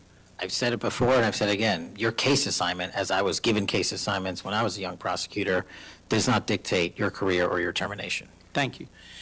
Then let me go to the appropriations question. In May, you testified before the subcommittee on which I serve, defending the president's request that we slash the FBI's budget by about $500 million. The day before, you testified the opposite in front of the House. Where are we in terms of the budget request? Senator Graham earlier said if you're requesting more funding for more agents, let us know. We're nearing the end of the fiscal year. In front of the committee on which I serve here in the Senate, your request was for a reduction of hundreds of millions of dollars. Where are we? Where we are in the budget cycle is we at the FBI are in support of the president's budget, and we are in support of eliminating waste, fraud, and abuse. We've already identified tens of millions of dollars of duplicative contracts that the FBI was spending on software and private sector engagements. We've also identified duplicative workloads. So we are transitioning those folks out of doing the same thing twice over and into the field. And that's my focus right now. And the move of the FBI headquarters is also going to save the FBI $3.5 billion in the American taxpayers. So we're focused on eliminating waste, fraud, and abuse. And as I told Senator Graham, I'll go back and talk to my team, and if we need more, we'll let you know. Are you planning any additional reductions in force, Director? No. How many vacancies are you currently trying to fill within the agency? In terms of the 1811 ranks, there's a few hundred open vacancies that we have funded. And so we're filling all of those with our hybrid 1811 program and our new recruitment program, and I think a lesser amount of IAs and SOS. So if hundreds of agents have retired or taken the fork in the road offer, and you have vacancies, but you're requesting $500 million less, how does having fewer FBI agents help you tackle violent crime and address our national security issues? Just to put it in perspective, cybersecurity Senator, issues? sorry, I didn't mean to cut you off. If we had this $500 million, we've done the math. It would take us 14 years to onboard every vacancy that's on the books currently at the FBI because we can't hire these folks and train them overnight. It's a years-long process. So we are currently focused on recruiting the best and filling the positions to the best of our needs. And we, even if we had this extra money, wouldn't be able to hire them overnight. We're looking for where the need is greatest, where in the country we need to send them, and how we can change the training requirements, which is why I'm thrilled to have police officers. They might not have a college degree, but they got the street smarts and the cop smarts to become FBI agents, and that's what we want. Let me turn to Section 702. Yes, sir. When you testified in front of the CJS subcommittee, we talked about this issue. You told me you were in favor of reauthorizing FISA Section 702 when it expires next year, Right. so long as the reforms implemented last year, reforms like better training for agents and real consequences for inappropriate searches of Americans' communications, were maintained. You also said that you had some ideas about how to make Section 702 better going forward. Can you give me an update on the FBI's implementation of these reforms and the direction you think it should go? Absolutely. I think you're referring to the query process, and if you're not, let me know. But any instance of abuse or mistakes that were made in the query process have now been changed. It used to be you can make multiple mistakes and continue to access the query database system. I've changed that. If you make a mistake, you're immediately sidelined, a review is conducted, and if it was an actual mistake, i.e., there should have been S on the end of that name and there wasn't, then we put you back in. But we have to review those matters. So that's happening. And if there was an intentional mistake, you have no more access to the 702 query system and its database. So we've also done an audit of the entire 702 system and the query databases, and now we are nearly 100% of the audit. And I think we found one or two, I'll have to get back to you, quote-unquote mistakes within that system, which are currently being reviewed. Thank you. You had told me in May that you'd send me updated statistics about the Section 702 searches of Americans' data. I haven't received it. When will I get that? I'll work with my team to get that to you, Senator. And frankly, in May, when you were testifying that you were implementing these reforms, you were also closing down the Office of Internal Auditing at the FBI. Now, that was the office created in the first Trump administration to improve the Bureau's compliance with Section 702. How is that working out? How can you continue to advocate for robust civil liberty protections, but shut down the office that was created to enforce those safeguards? Help me understand this. Absolutely, Senator. This is a great example of sort of duplicative work. Both, there was two divisions in the FBI working on this, and all we did was the inspection division, which is the leader in this query system and this audit system, has now been given the single source mandate to conduct these. So the OIA, its elimination is just taking folks who were working there and were experts in it and folded in under the inspection division, and then taking other folks that we didn't need because we had enough manpower and pushing them elsewhere in the FBI. I'm concerned about the rise in threats against members of our judiciary. What are you Yes, sir. doing with the U.S. Marshal Service to help protect our federal judges and with state and local judicial systems to help provide some of the expertise of the FBI in protecting them as well? I share your concern, Senator. We have 35 open investigations, 17 against federal judges, and the remainder against state court judges and threats that they have received. And as you know, federally, there's a specific statute which prohibits that. So we are working up those cases and referring them to prosecution where we can meet the threshold for evidence. In your written testimony, you referenced how counter-UAS legislation expires and we need to resolve the conflict in jurisdiction and authority. I agree, this is an urgent concern. I have heard from state and local law enforcement about it, from the folks responsible for major events, whether it's sports or concerts or public events. Given the tragic increase in political violence, I'm very concerned about the misuse of drones and the potential of there being a catastrophic event. What could we do to address this challenge? Well, obviously, reauthorizing the capabilities that we have under the counter-UAS program. But just to highlight what the FBI is specifically doing, we've been given the mandate to work with DHS to secure not just the Club World Cup that we had, by the way, which occurred in 32 matches across the country without any significant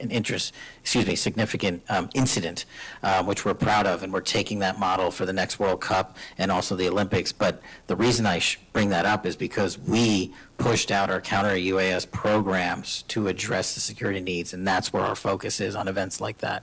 Mr. Director, thank you for your testimony. I look forward to working on actually solving criminal problems and reducing the extent to which what we're going back and forth about is more political and partisan point scoring and more actually solving crimes for the American people. Yes, sir. Senator Kennedy. Mr. Director, you and the FBI, working with state and local law enforcement officials in Utah, have caught the assassin of Mr. Charlie Kirk. Is that right? We have a suspect, yes, sir. And you did that within 48 hours, did you not? 33 hours. 33 hours. Congratulations. We've had other political assassinations. Back in Back in June, an assassinated Representative Melissa Hoffman, Mr. Hoffman, Senator John Hoffman, and Mrs. Hoffman in Minnesota. You and the FBI and Minnesota state and local law enforcement officials caught the assassin within 48 hours, did you not? I believe that timeline's correct, Senator. Congratulations. Sometimes we miss the forest for the trees. Good work. Did Mr. Kirk's assassin act alone? As I've said since the beginning, Senator, it is very much an ongoing investigation, and I can't speak to the state charges. That's for the state to address on their own, but we are providing them with the same investigatory findings reporting the department. And as I noted to Senator, I believe it was Cornyn or Hawley, that there are a number of individuals that are currently being investigated and interrogated, and a number yet to be investigated and interrogated specific to that chat room. So we are very much in our ongoing posture of investigation. So others could have been involved? Yes, sir. Okay. I asked you this last time you were here. Cash, you remember Mr. Peter Strzok and Ms. Lisa Page? Yes, sir. Mr. Strzok was an FBI agent. Ms. Page was an FBI lawyer. They were both very aggressive anti-Trump political activists who allowed their political opinions to affect their work at the FBI. Is that a fair statement? I believe their text messages and their testimony that was secured by the OIG and DOJ speak for themselves. In fact, Mr. Strzok and Ms. Page were having an extramarital affair, and at one point, Ms. Page texted Mr. Strzok, quote, "Trump's not ever going to be president, right? Right?" And Mr. Strzok replied, "No, he won't. We will stop it," end quote. Ms. Page resigned from the FBI. Mr. Strzok was fired. They promptly sued the federal government and the FBI and Justice Department for releasing their emails, which revealed all of this. The FBI settled that lawsuit for $1.2 million, gave Mr. Strzok $1.2 million cash, gave Ms. Page, who resigned. She wasn't fired, she resigned, she quit. Gave her $800,000. Who at the FBI made that decision to give them money? That settlement was reached in the Biden administration when my predecessor was the director. Who? Are you saying that Chris Wray did? The only people that can decide that settlement are the Attorney General in conjunction with the director and the administration. Okay, so you're telling me that Attorney General Garland and Director Wray decided to give them the money? Is Yes, that sir. right? Yes, sir. Okay. Now, when you took over the FBI, did you find instances of where, under the Biden administration, the FBI had weaponized the agency to push the political beliefs of President Biden? Sorry, the last part? When you took over the FBI, did you find instances of where the Biden administration had politicized the FBI to prosecute its political agenda? Well, I won't speak for other people.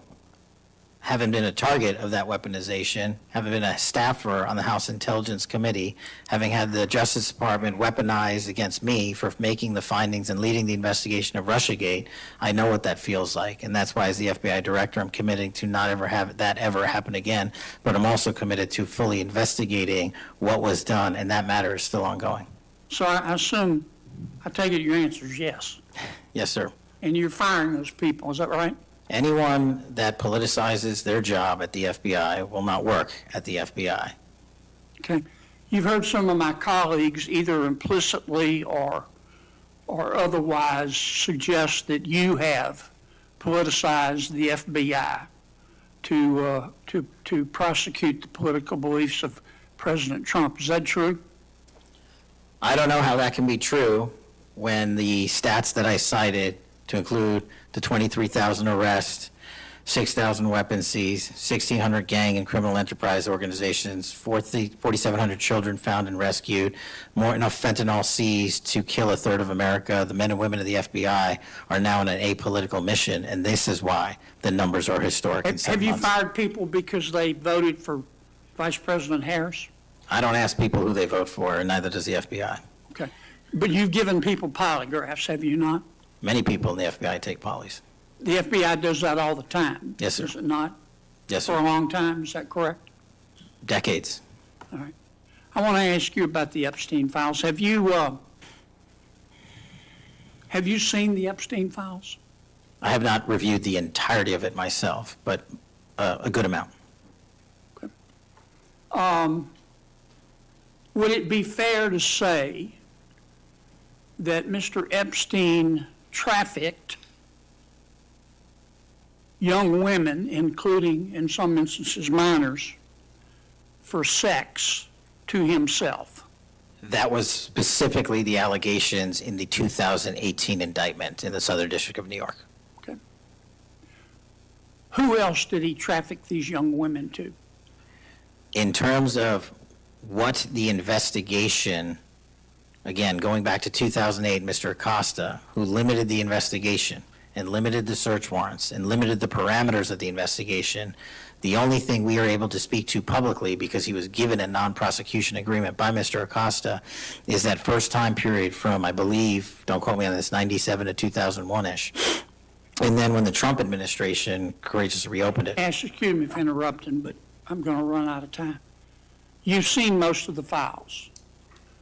Who, if anyone, did Epstein traffic these young women to besides himself? Himself, there is no credible information. None. If there were, I would bring the case yesterday that he trafficked to other individuals. And the information we have, again, is limited. So the answer is no one For the information that we have in the files? in the case file. Okay. Now, President Trump has deferred to the FBI and the Department of Justice with respect to the Epstein records. He says it is your call about releasing them. And I understand that the department and the agency have decided to release them in cooperation with the House committee. Is that correct? Yes, sir. So you're releasing them a little bit at a time. Is that correct? We're releasing as much as we can, but we are limited by 3 different court orders, and the department went back to each of those judges to waive those court orders or have them lifted, and each of those judges declined. Will you release all of them, or at least as many as you can? We will release everything we are legally permitted to do so. We are continuing to work with the House on the subpoena request. We have substantially complied with it, but we will continue to release whatever we are legally permitted to do so. Okay. I strongly encourage you to do that. Cash, this issue's not going to go away. And I think the central question for the American people is this. They know that Epstein trafficked young women for sex to himself. They want to know who, if anyone else, he trafficked these young women to. And that's a very fair question. I want to know that answer. And I think you're going to have to do more to satisfy the American people's understandable curiosity in that regard. Mr. Chairman, may I just respond to that? I agree, Senator. And what we have done, and just to remind folks, the Epstein case files existed in the 2 prior administrations, in the Obama administration and the Biden administration, and they didn't release anything. And there was President Trump in the first administration that renewed charges against Mr. Epstein. And I know it's a little complicated to understand, but what exists in the Epstein case files was a direct result of the limited search warrants from 2006 and 7, which hamstrung future investigations because of the non-prosecution agreement. And multiple administrations had the opportunity to look at the entirety of that case file and recommend prosecutions against anyone that was trafficked under Mr. Epstein and anyone that participated in that trafficking. And the only person to bring charges was the prior administration against Mr. Epstein. Now, I am not saying that others were not trafficked and others were not involved. What I am telling you is that based on the information we have, and we have continuously and publicly asked for the public to come forward with more information. If there is, we'll look at it. But based on credible information, we have released all credible information, and the information that the Department of Justice and the FBI never releases is information on investigations that are not credible. And we don't release the names of victims who weren't credible, but in the same time, we don't release the names of victims who were credible. And so that's by law. And so the information we are releasing now is historic, and it is also to the maximum capacity that the law allows. And I know that's not going to satisfy many people. But if they wanted it done right, then the investigation from its origination should have been done right, and he should not have been given a get-out-of-jail-free card to do jail on the weekends for 12 hours a day, and he should have been investigated fully for the entirety of his crime and criminal enterprise, not just from 1997 to 2001. Senator Blumenthal. Thank Thanks, you, Mr. Mr. Patel. Thank you, Mr. Chairman. Director Patel, thank you for being here today.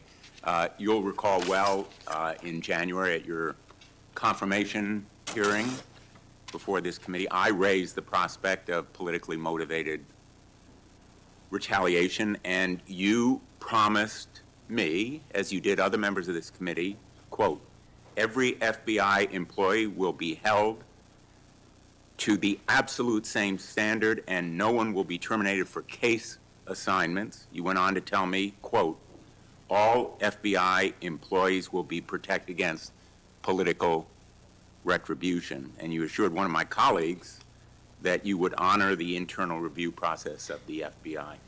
I'm not going to mince words. You lied to us. In the short time that you've been FBI director, you've presided over a rash of retaliatory firings.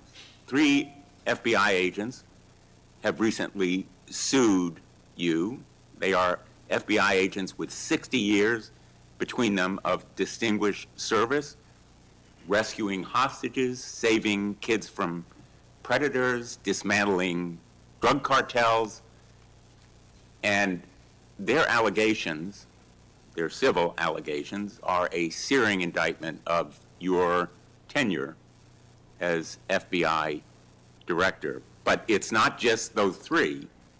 The FBI Agents Association has said that your actions, quote, distract agents from their work, foster fear that their assignments could cost them their careers, either now or under the next administration, and increase the risk of criminal and national security threats by undermining unity and morale within the Bureau, end quote. This association, as you know, is voluntary. It represents 14,000 members, 90% of all the active agents. These are your employees saying that your performance has been unqualified and unfit. And there is mounting evidence that these retaliatory firings were the result of direction from the White House.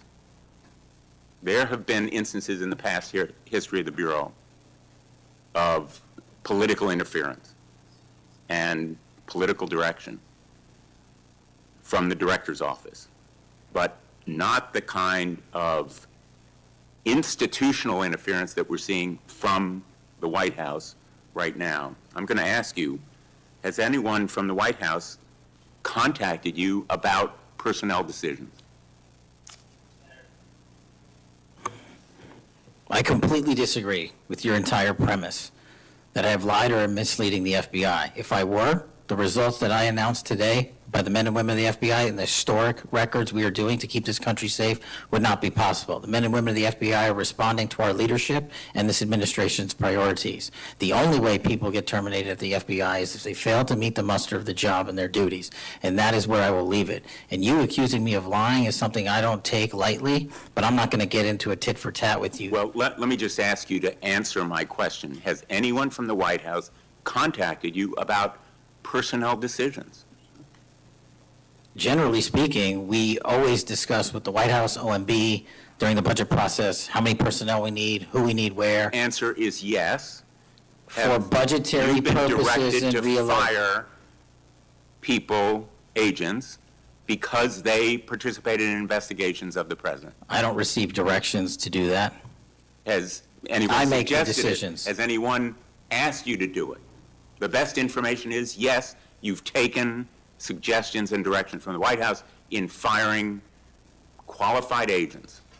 Any termination at the FBI was a decision that I made based on the evidence that I have as a director of the FBI, and it's my job, and I'm not going to shy away from it. And as you stated, those are allegations, and that is an ongoing litigation. So they'll have their day in court, so will we. The allegations are not just in that lawsuit, Director Patel, and I think your testimony confirms that, in fact, you've taken direction from the White House I don't. in those It does not. retaliatory firings. It literally does Because you've not. acknowledged that, in fact, they have been in contact with you about personnel decisions. The Let me White House move has on. been, do not put words in my mouth, we're on the record. The White House, like any administration, contacts its agencies on the budgeting process and where it needs personnel and where the mission priorities are. That always happens. If they didn't do that, they would be abdicating the responsibility to law enforcement. I will always work with my partners in the chain of command at the Department of Justice and the White House to ensure that this FBI is delivering the results we are delivering, to include the lowest murder rate in modern U.S. history, to include the most fentanyl seizures in modern U.S. history, to include the most lives saved and the most children found in Just modern ask U.S. you, history. That is a working FBI, that is not a failing FBI. Let's move on to a related area. In White House discussions, have you been asked or directed by the White House or others to engage in a crackdown on political groups or organizations, nonprofits, after the murder of Charlie Kirk? To direct at political organizations? No. I've been asked by my chain of command to properly root out criminal activity wherever it is in whatever investigation we are conducting, and that's what we're doing. Have those distinctions about whom you're going to target been based on direction from the White House? Nobody gives me a list on who to target. My targeting list is from the men and women at the FBI. Have you talked about investigating certain groups, nonprofits, or foundations or institutions? Whatever those investigations are, they're ongoing, and I'm not going to get into those. Have you used polygraphs to determine loyalty of agents? No.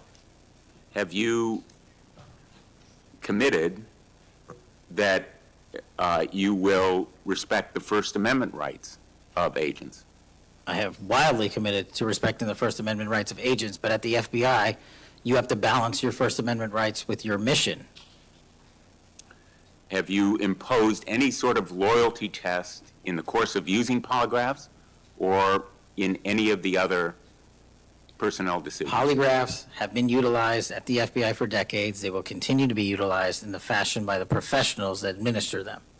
Have you asked, under the polygraph test, about individuals' loyalty or about their voting records or any kind of past statement? Just to make it abundantly clear, I don't tell the professionals how to conduct polygraphs or what questions to ask. They make those decisions. And I, as the director of the FBI, never ask anyone who they voted for. Have you investigated donors to a political party simply because they are donors? Simply based on that fact alone, no. Have you investigated donors for another reason? Many donors may be involved in criminal enterprises and criminal activities, and those individuals will be investigated. Can you commit to make public the Epstein files that so far have not been released, if this committee is able to review them on a classified basis? I think this is an important distinction. The Epstein case file is not classified, to my understanding. So we are providing what we legally can, and we are going to give Congress what we are legally permitted to do so to the maximum extent of the law. Will you enable the chairman and the ranking member to review them on a classified basis? That doesn't make any sense. If the material in the Epstein file is not classified, there is no basis for a Well, it would classified review. protect the confidentiality of them if they were able to review them on a classified basis. If anyone in this room can get the multiple district court judges to lift their court protective orders in the ceilings, we will happily provide you with more information. Are you in favor of merging the DEA and the ATF? That's not something for me to comment on. Well, those agencies work with you, don't they? With me, not for me. Are you in favor of orienting the FBI toward a national police function as opposed to the enforcement of federal law? The FBI does enforce federal law across the country. That's what we do.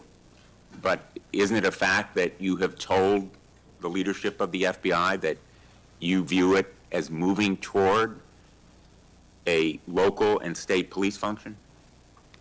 No, we are prioritizing working with our local and state partners, and they will tell you that that has never happened with this much engagement in the history that they have been serving as local law enforcement officers. I believe local cops are the best intelligence source and the best understanding of their communities, and I folded in my FBI agents under that direction to work with them to get the job done. Thank you, Mr. Chairman. For the fourth time today, I want to remind people that my oversight has made clear that Director Ray's FBI was politicized. I've released a trove of records to prove it, not only today, but in past days. I've also said some FBI personnel who have been fired retaliated against my whistleblowers, and I don't remember my Democratic colleagues defending my whistleblowers when their careers were ruined. Senator Schmidt. Thank you, Mr. Chairman. Before I get into the thrust of my comments and questions, Director, I want to thank you. In our meetings prior to your confirmation, during your confirmation, we talked about your desire to get more agents out into the field, out of Washington, and take on violent crime. And you fulfilled that. St. Louis received the largest permanent per capita infusion of FBI agents anywhere in the country. And I know it's not only an isolated event, but we certainly appreciate your honoring your commitment to do that. And I know there's a lot of great opportunities ahead to take on violent crime, which you've highlighted many of the successes in your introductory comments. It's obviously no secret that this hearing takes place in the wake of a horrific American tragedy, the assassination of Charlie Kirk. For those of us who knew him, I know you did too. It's still sort of difficult to put into words what a tragic loss that is, not just for his family, but for our country, for free speech, for a belief that we can have a free exchange of ideas. And he was quite literally shot in the throat in an attempt to silence him and take his life. And so you have this task now of this investigation. There's been an arrest. But I think that we face an even larger crisis that law enforcement alone can't tackle alone. It's a crisis that is culminated in the assassination of Charlie. But it doesn't end there. It's I think every bit present right now, and the challenge is greater than quite frankly, I would have imagined.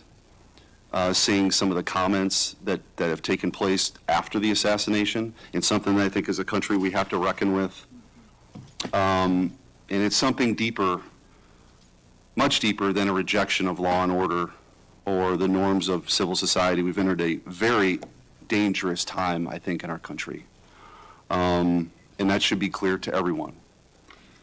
Political violence is a sign of a deep and corrosive sickness in any society. But in America today, the problem is just not political violence in the abstract. It is the specific kind of political violence which is overwhelmingly driven by a specific set of actors and groups. None of this emerged out of thin air. Over the past week, leaders from across the political spectrum have come out and forcefully condemned Charlie's murder and political violence more broadly. For that, we're all very grateful. We should be grateful. There have been calls to unite and come together in the wake of Charlie's murder, and I want to do that. I do. Someday I pray that we can be united as a country again and go forward together as a one people and under one flag, but we are not united.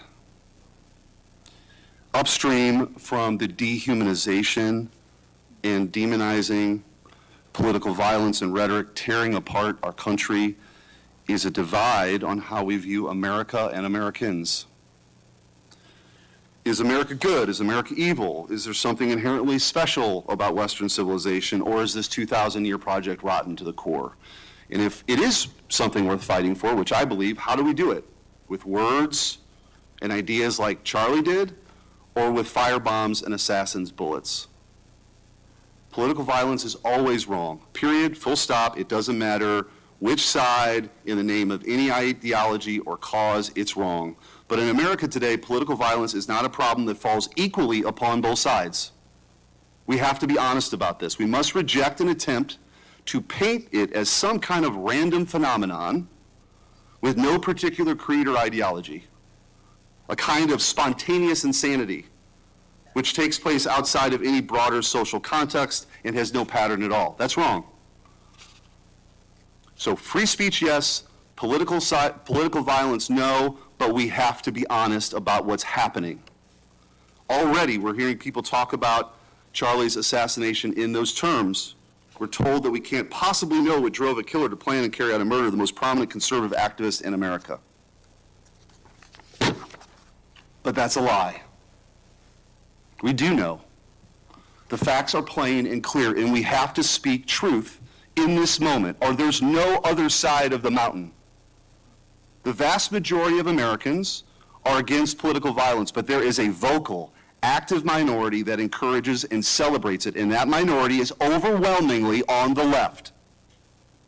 Just last week, a YouGov poll found that a full 25% of those people who describe themselves as very liberal say it can be justified for citizens to use violence to achieve political goals.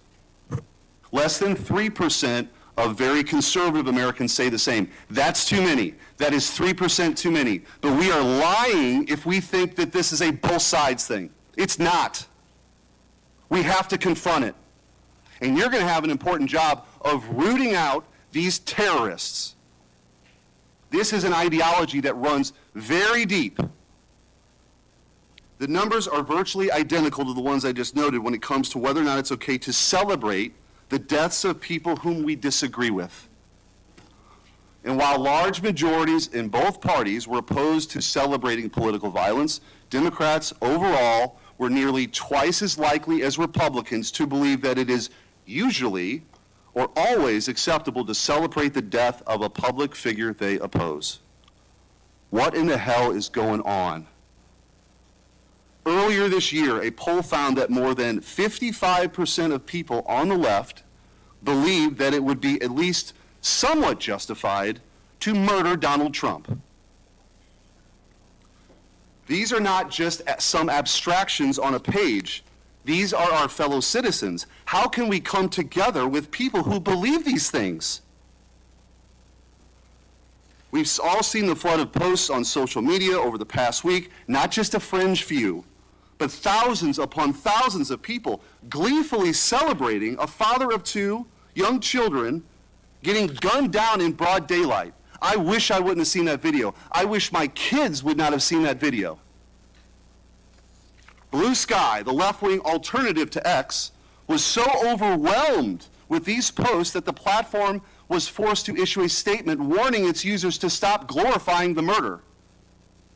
And it wasn't just random social media trolls. It was journalists, elite college professors, and even politicians, all but saying Charlie's assassination was justified because of what he thought, because of what he said.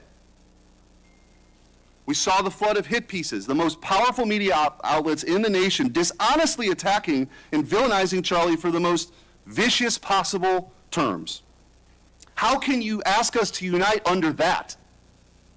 There can be no unity between good and evil. Somebody has to win this thing. And as a country, we have to absolutely reject it. And don't tell me it's both sides. It didn't happen in a vacuum. Over the past decade, we've seen an explosion of political violence, not just one-off lone wolf attacks, but organized, systemic political violence at a mass scale. It is not organic. It is the offspring of a dark and clandestine system funded in part with our own tax dollars, winning with a large network of foundations, NGOs, activist organizations, and front groups. This system lurks behind every radical leftist movement in our nation today. The George Soros empire has financed a vast ecosystem of radicals, all working together, dropping off bricks at riots to unleash a tidal wave of violently anarchists on our streets and to prop it up in an army of researchers and experts and journalists and propagandists who downplay the political violence. What he's doing is serious. I'm going to ask you, because I don't have a ton of time, The opposite of what you should be doing as a committee. and I would point out, we've heard years of the left, their loudest voices calling anyone on the right extremist MAGA Republicans, fascists, Nazis, an existential threat to democracy. Check yourself, and don't give me this both sides bullshit. Mr. Director, I want to ask you, tell me if each one of the following perpetrators or alleged perpetrators were acting from a left-wing or right-wing political violence. The man who tried to kill Republican congressman at the congressional baseball practice, nearly killing House Majority Leader Steve Scalise, left-wing or right-wing violence? Sir, I believe it was a left-wing ideology. Okay. Burned down cities during the Summer of Love in the George Floyd riots, left-wing violence or right-wing violence? Sir, I'll rely on you on these. I don't have off the top of my head. I'm sorry. Okay, left-wing. The Waukesha Christmas Parade massacre, left-wing or right-wing violence? Left-wing.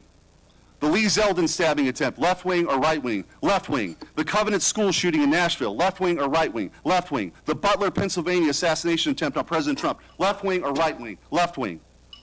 The Trump International West Palm Beach assassination attempt, left-wing. The Abundant Life Christian school shooting, left-wing. The United Care CEO's murder, left-wing. Tesla's burned, keyed, damaged, firebombed, left-wing.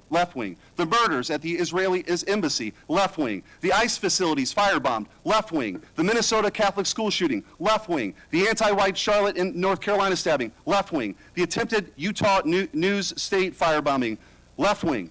And now, of course, the culmination of this vile trend, a left-wing assassination of Charlie Kirk. So don't give me this both sides. If we want to get to unity, let's be honest. Let's be honest. Free speech, yes. Political violence, no. But let's be honest. Senator Hirano. Thank you, Mr. Chairman. Director Patel, just like the rest of the federal government, there have been significant personnel changes at the FBI since President Trump took office. I want to better understand the scope of the turnover and the changes occurring at the FBI. Since January 2025, how many FBI employees have retired, resigned, been fired, or otherwise separated from employment? I need a number. We'll get you a number. What is the number? You don't have it? Not off the top of my head, and I want to get you the right number. Would it surprise you to know that it's probably in the thousands, like 5,000? I don't think that number's No, accurate. you don't know. Next question. How many special agents or analysts have left or been fired from the FBI since January 20, 2025? Say, we will get you the numbers, and anyone that retires is of their own volition, and anyone that is terminated at the FBI, as I've said before, is done so because they have failed to meet the standards and uphold their loyalty and oath to the Constitution. Yeah, so you say. Next question. How many executive assistant directors, or special agents in charge have left or been fired from the FBI since January 20th, 2025? Again, people leaving on their own accord or terminations were done by the standards set at the FBI that have been carried out With this consistently. question, I'm getting to the leadership of the FBI, and you don't have that answer. Next question, which field office, division, or directorate has lost the most personnel since January 2025? And, do you have the answer to that question? Yeah, actually, every single field office in the country, including Hawaii, has received a plus-up of FBI agents because we're pushing them out to the field. Okay, so you're telling me that no field office, division, or directorate has lost any personnel since January 20th, 2025? That's your answer? In Hawaii, there's been a plus-up. In every single state that I'm looking at, we have allocated a plus-up for field offices across the country so that the FBI can continuing the historic achievements it's done in these last 7 months. When you're talking about firings, you're looking for a media hit and a fundraising clip, and I'm not going to give it to you. It doesn't matter under what basis they left. I just want to know how many have left, and I think your testimony is nobody has left. Next question. Nope, Which that's field- not my testimony. You asked it one time, I answered it one time, you didn't get the answer you wanted for your clip, Next so you keep question. asking it, and I told you I'd get you the numbers, but you can keep asking it. Which field office, division, or directorate has gained the most personnel since January 2025? You noted that there have been plus-ups, so which offices have received these plus-ups? The greatest allocation that I believe was given to California and then Florida. Where were those offices? California and Florida. Thank you. Director Patel, you often refer to FBI agents as cops. All of us, Democrats and Republicans, support the police officers who keep our communities safe. But while our states, cities, counties, and towns all employ police officers to protect our communities, Congress has empowered and equipped the FBI to take on missions that local police cannot, especially taking on terrorists, hackers, and spies. I'd like to assess how well the FBI is able to handle its specialized missions under your leadership. The FBI is the nation's lead federal law enforcement agency for investigating and preventing acts of domestic and international terrorism, and yet the executive assistant directors in charge of the FBI's national security and intelligence branches were both forced out at the beginning of the year. Who replaced them in those positions? Excellent qualified personnel to lead the mission of arresting 23,000 violent criminals this year alone. That's twice as many The as people who before. took the places of I'm not the- going to give you any names so you can attack them. Why not? So you can attack them. I'm not doing that. The You're not people gonna sitting give in me the those seats names are of- extremely qualified to handle the job. You're We not would gonna not give have me the the results. names of personnel who We would should not be have the on your- reduction Right, of fine, violence in the moving state on. of Hawaii if we did not allocate the Earlier resources we this did. year, FBI counterterrorist special agents and investigators were reassigned to assist with immigration enforcement. Reportedly, these counterterrorism experts were returned to the jobs they trained for in late January after Iran threatened to retaliate for our strikes on their nuclear facilities. Have those experts remained in the jobs they trained for since that time? Yes or no? FBI agents' primary responsibility is exactly what they are assigned to do. We always work with our So since they interagency part. returned to their positions, If you're not are going to they let me still in answer, those why don't you positions? just do your soliloquy in the 4.5 minutes you have I left? am not asking for a soliloquy. It's just a yes or no. Are those people who were returned to their jobs still on those jobs? Yes or no? They never left. What was that? They never left their primary job. It is a surge of resources in law enforcement working with the interagency to combat violent crime and reduce They were violent never- crime in okay, they were never historic reassigned to do proportions. That's your testimony.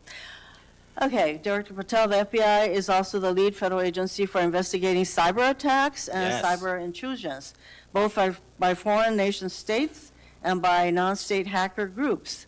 Since President Trump's inauguration, the executive assistant director in charge of the criminal and the cyber branch and the head of the FBI cyber division have both left the FBI.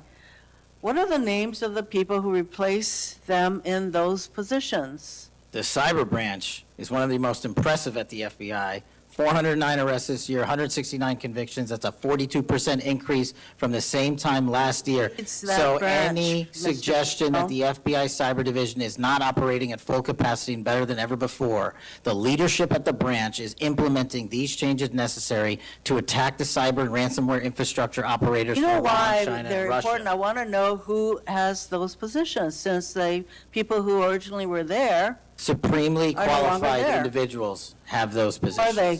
Supremely qualified Who individuals. are they? What are the names? You're not You getting don't them. know. Special agents who investigate cybercrime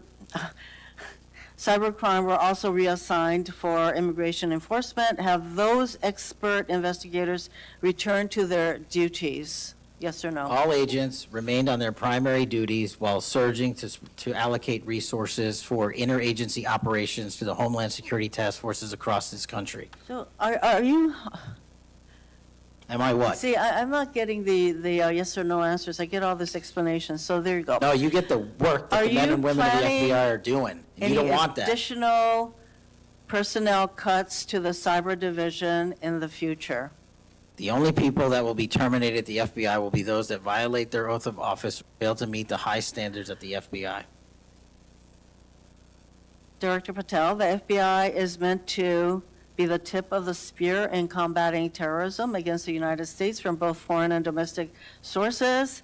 It's also our lead agency in fighting the hackers who target our businesses and critical infrastructure. But instead of a specialized role fighting these kinds of terrorists, hackers, and spies, you have the FBI playing the role of local police and helping with immigration enforcement.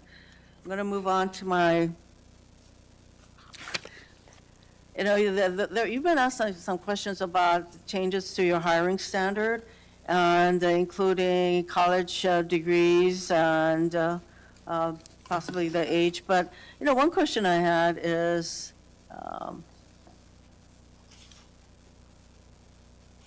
that you are now requiring applicants to be able to do a certain kind of pull-ups, which a lot of women cannot because of physiological differences. Are you requiring these kinds of pull-ups?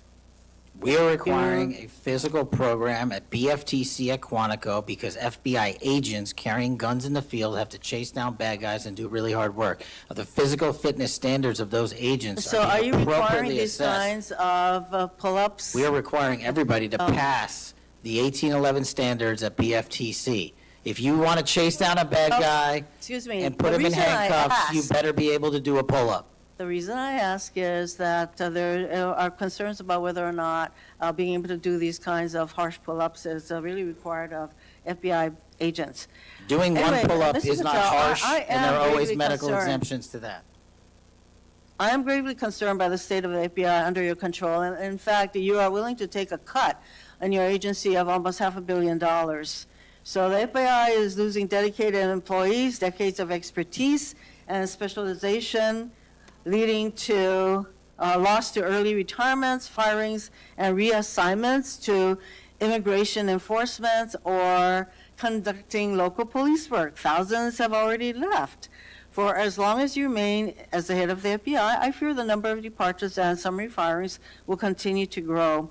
Mr. Patel, before the vote on your nomination of this committee, I noted that your most significant qualification, this is not just something that I noted, but others, your most significant Actually gets this place going. qualification was your 100% loyalty to President Trump. And I fear that that continues to be the motivating factor in your position as FBI Director. Thank you, Mr. Chairman. Mayor, Mr. Chairman. Director Patel, did you have Yes. anything you wanted to say now? That is an entire falsehood. You can delete my 16 years of government service to multiple administrations all you want. The fact is that I was a public defender. I was a national security prosecutor. I was a House intelligence staffer. I was a deputy director of intelligence. I was a chief of staff to the Department of Defense and the Secretary of Defense. I led the counterterrorism missions for the White House. Those are just some of the jobs I held in my 16-year career. There was no loyalty then. There's no loyalty now to anything but the Constitution. Senator Brett. Yes. Well, before I begin, I want to thank Senator Hirono for what she said, acknowledging that there are physical differences between men and women.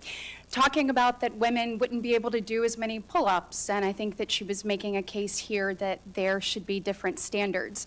There's a thing called Title IX, and this is why we continue to say we should have biological men and men's sports and biological women and women's sports. And so I look forward to utilizing that to talk to all of my colleagues on the other side of the aisle. Maybe they will stand with us in helping us protect women's sports. I think she made a great argument there for it. Moving on to today, Director Patel, thank you for being here. Thank you for your commitment to making sure that America is safe again. Thank you for doing that coast to coast and within our cities. I certainly look forward to talking about that and talking about your historic gains in these areas. But I would be remiss if I didn't begin my questioning with you about the horrific events that we have seen over the last week. Obviously, our heart breaks not only for Erica and Charlie's two children and for parents and families, but for America and for those of us who knew him, you being chief among those. So just my sincere condolences and thank you for the steps that you and the FBI have taken to make sure that we have someone within custody and we're going to be able to move forward with that. But if you look over the last, since last summer alone, we had 2 assassination attempts on the president. We've had an arson attack on the Governor Shapiro there in Pennsylvania. You have the murder of the state representatives, Melissa Hortman and her husband in Minnesota, along with the shooting of State Senator John Hoffman and his wife. Several anti-Semitic attacks, several attacks on Christians that were noted by Senator Hawley. We had the killing of 2 Israeli embassy staffers here in D.C., the June firebombing in Colorado. We could go on, and we saw a culmination, as Senator Schmidt said, with the brutal assassination of Charlie Kirk last week. I appreciate you committing to both Senator Hawley and Senator Kennedy, talking about making sure that all that are involved are held accountable. I think that is critically important, and I think that America needs that transparency. I want to read you some words of Vice President J.D. Vance. He said, "If we want to stop political violence like what happened to Charlie Kirk, we have to be honest about the people who are celebrating it and the people who are financing it." My question to you is, in light of Charlie's murder and all of the things that we have just referenced and have been talking about today, what steps is the FBI taking to more aggressively crack down on those who promote, encourage, finance, fund these types of engagements and this type of political violence? Thank you, Senator, for your kind words. So in terms of how we crack down on the root cause of this violence, for now putting aside the ideological motivations and how they got there, the monetary issue is a real issue, and as I've said before, we follow the money.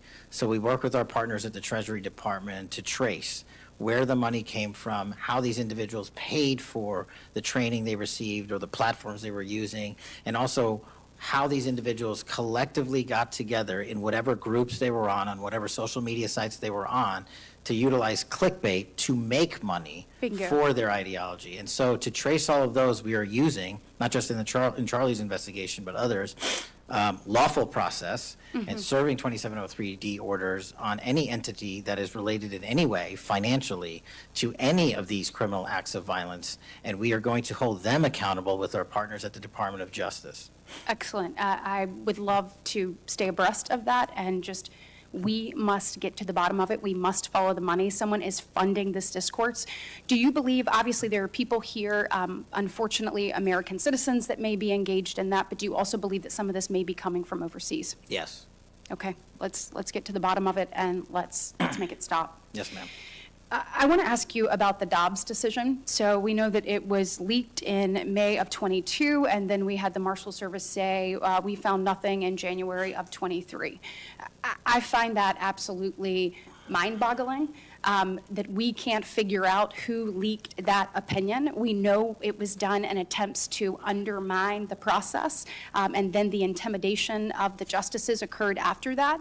Tell me what you can do as FBI director to help us get to the bottom of what happened and actually hold someone accountable for their actions. So I can't speak to what the marshals did and how they conducted their investigation. I can tell you, generally speaking, the FBI has taken over the investigation on the leak because it was such a detrimental leak. So you commit to getting to the bottom of it? We are utilizing the full resources of the FBI as we usually do on leak investigations, and we will make sure our results are public at the appropriate time. We need answers. I want to talk about child sexual exploitation. Thank you for making protecting our youth your top priority. We know that that is the greatest gift that we have.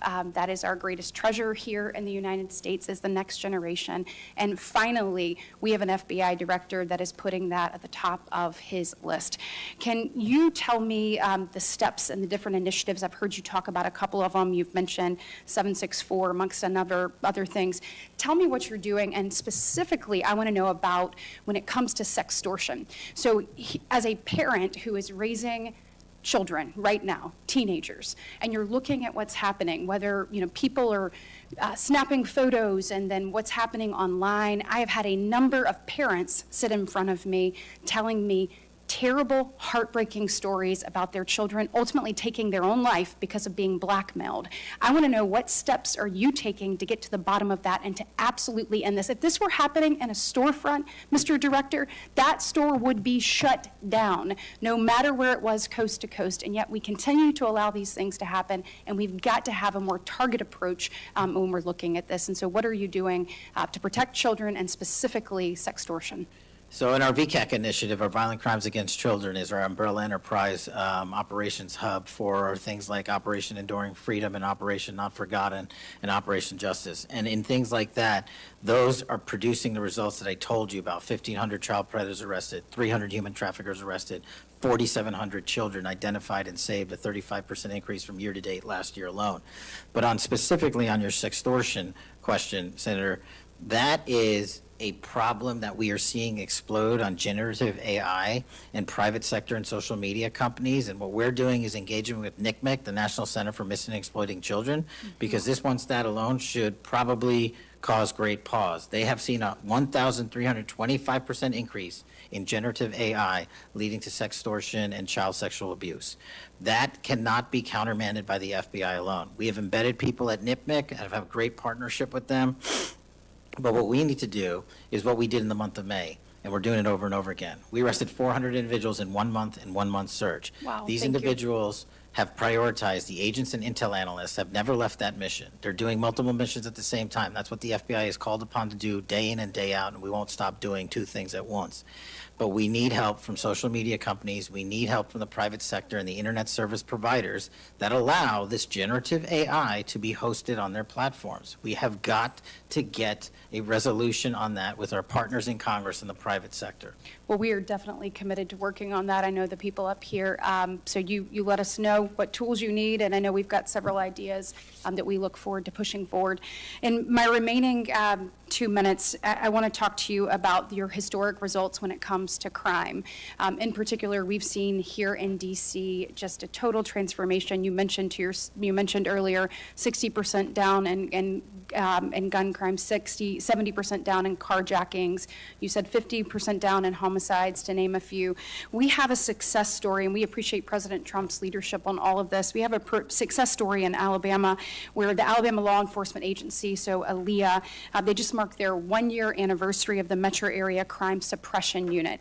There in Montgomery, it is a coordinated effort with ALEA, with our Attorney General, with Montgomery PD, and our sheriff, Montgomery County sheriffs.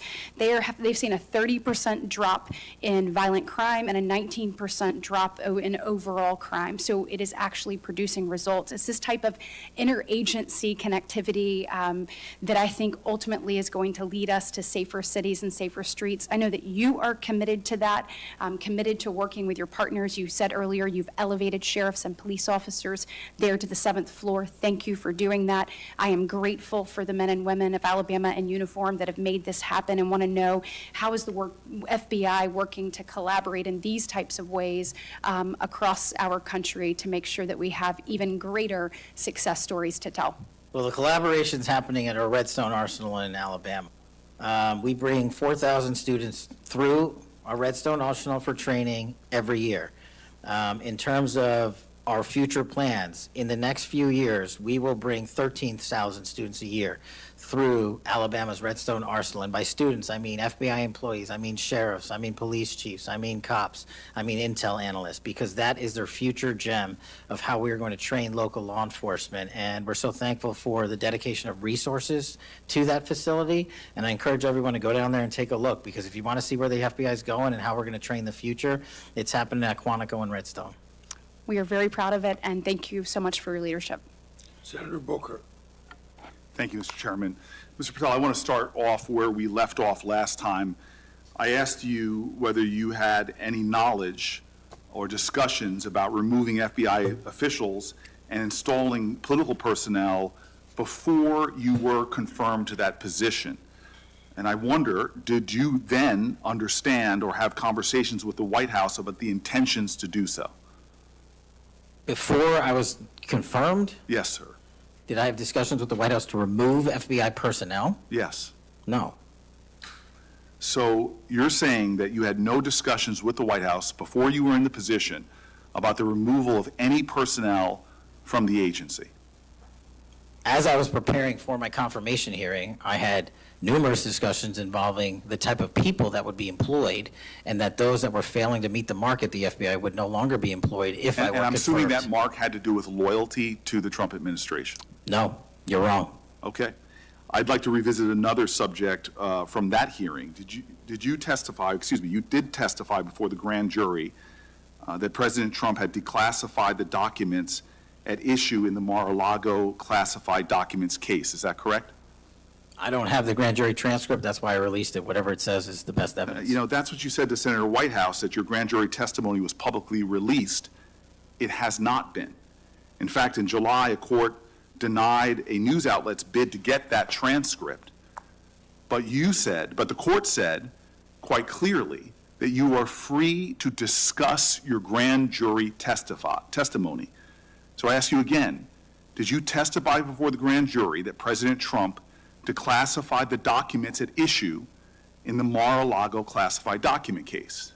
And that is why I took your invitation to work with the department and the court to have that transcript released. And the transcript is the best evidence of what I said then. So you're saying right now this committee can have access to what you said before the grand jury? To whatever was released. Under my understanding, Senator, that the Department of Justice... You and I both released... understand the law. Let me finish. I understand under Rule 6 of the Federal Rules of Procedure, a grand jury witness, in this case you, is not barred from sharing their grand jury testimony. This is an oversight hearing. This is germane to your integrity and credibility. You know right now whether or not you testified that President Trump declassified the documents at issue in the Mar-a-Lago classified documents case. Why are you refusing to answer that simple yes or no question right now? Because the premise of your question is inaccurate, and that is There is no why. premise to my question, but trying to get to an order of what is truth or not. How do you how do you know what was asked in the grand jury if you weren't there? Mr. Patel, this is a mockery you're making of this hearing and simple questions. It's a So let simple me move on. question. If you have a Mr. Patel, transcript, you during can your read the question, nomination but you don't have hearing, it. you promised that, quote, all FBI employees will be protected against political retribution. When I asked you, are you aware of any plans or discussions to punish in any way, including termination, FBI agents or personnel associated with the Trump administration, you explicitly said under oath that you were not aware of any plans to punish FBI agents associated with criminal investigations of Donald Trump. I don't believe you were truthful. Firing FBI employees based solely on the cases that they are investigating, their case assignments, is illegal, and you know that. A new lawsuit that's been discussed numerous times, filed by 3 FBI officials, alleges that you carried out Donald Trump's campaign of retribution, in quotes, against FBI employees for, quote, failure to demonstrate sufficient political loyalty. One of those plaintiffs has been discussed today, Brian Driscoll. Now, we know 20 years of distinguished service to the FBI before you terminated him. Special agent in charge of FBI's Newark field office, where he operated with distinction. Medal of Valor winner, Shield of Bravery awards. He's a patriot. You terminated Driscoll via a letter dated October 8th, 2025, and in that letter you said that you were firing him pursuant to Article 2 of the Constitution. Well, you're not the President of the United States, and so I'm wondering under what authority you were allowed to terminate him. That matter is under litigation, and I'm not able to discuss it. Okay, well, discuss this. Did you have discussions with Stephen Miller about firing this particular person or about his continuance in the FBI? Not that I recall. How often do you speak to Stephen Miller? Frequently on our Homeland Security task forces. You frequently talk with Stephen Miller about subjects other than Homeland Security task force issues, correct? I frequently talk to Mr. Miller about Homeland Security task forces. Has Stephen Miller ever given you his opinions on how to run your agency? Mr. Miller's interagency operations are invaluable to the FBI. That's what we talk about. So you frequently discuss your job and your responsibilities with Stephen Miller and Pam Bondi, I imagine, as well. Absolutely. She's the Attorney General. Understood. Okay. Donald Trump promised to make us all safer. You have pushed out senior FBI agents with decades of knowledge and experience. In fact, this is the first time in FBI history that neither the director nor the deputy director have any experience with the FBI. You've shifted the agency's priorities primarily to pursuing Donald Trump's immigration enforcement agenda. According to ICE data, the Cato Institute, which is a conservative think tank, found that 20% of all agents have been diverted from their work to assist ICE immigration enforcement. 20%. Part of this operation is the work of masked law enforcement who jump out of cars, snatch people off streets at churches, schools, and their jobs and hospitals. Have there been any FBI agents who investigate crimes against children that have been assigned to immigration enforcement, yes or no? The premise of what you say is Have entirely there been false. any FBI agents No, who investigate no. foreign domestic terrorism? You don't get to say America is not safer under this I am leadership. not saying America that. is You're safer making because of the work of the presumption- FBI. You're making are a presumption doing. of premise. 4,700 children. Sir, We have seen you 6,000 weapons and you are not 23,000 violent denying felons have that been FBI arrested. agents who investigate human trafficking have been reassigned to immigration enforcement. You are not denying that FBI agents who are on the task force that fight against Russian oligarchs have not been reassigned. Public Corrections Squad reassigned. People who defend us, defend children reassigned. You're not denying that. I've seen you FBI time and agents time don't again get reassigned. attack my colleagues' premises of questions as a way to not answer the question. So let me end with this. I believe you have made our country weaker and less safe. I believe that we are more vulnerable to a major event, and I pray to God it doesn't happen. You've gutted the Bureau of Institutional Knowledge and Expertise. You fired or pushed out seasoned FBI officials, many with more than 20 years of experience, and were working on cases that were critical. You've been purging thousands of serious law enforcement officials who spent their careers keeping us safe, only to lower hiring standards in order to find anyone to replace them. And shockingly, you admitted in this hearing to Senator Coons that it would take 14 years to fill the vacancies at your agency. Many are the result of your purge. 20% of FBI agents are doing low-level immigration enforcement instead of their mission-critical work. You've disbanded entire task forces that stop election interference, foreign influence, public corruption. And who benefits from this? Well, corrupt people benefit from it. Criminals benefit from it. Vladimir Putin benefits from it. And it really makes me wonder who you're looking out for. It makes me think we can't trust you as a nation. You swear to release the Epstein files, but now you're withholding the Epstein files. You claim that you have a suspect in a serious assassination. Whoops, then you don't have a suspect. You know nothing about plans to remove FBI agents, yet you're directly involved in those plans. In the words of an ex-FBI official, you are overseeing, and I quote, generational destruction of the nation's premier law enforcement agency. Mr. Patel,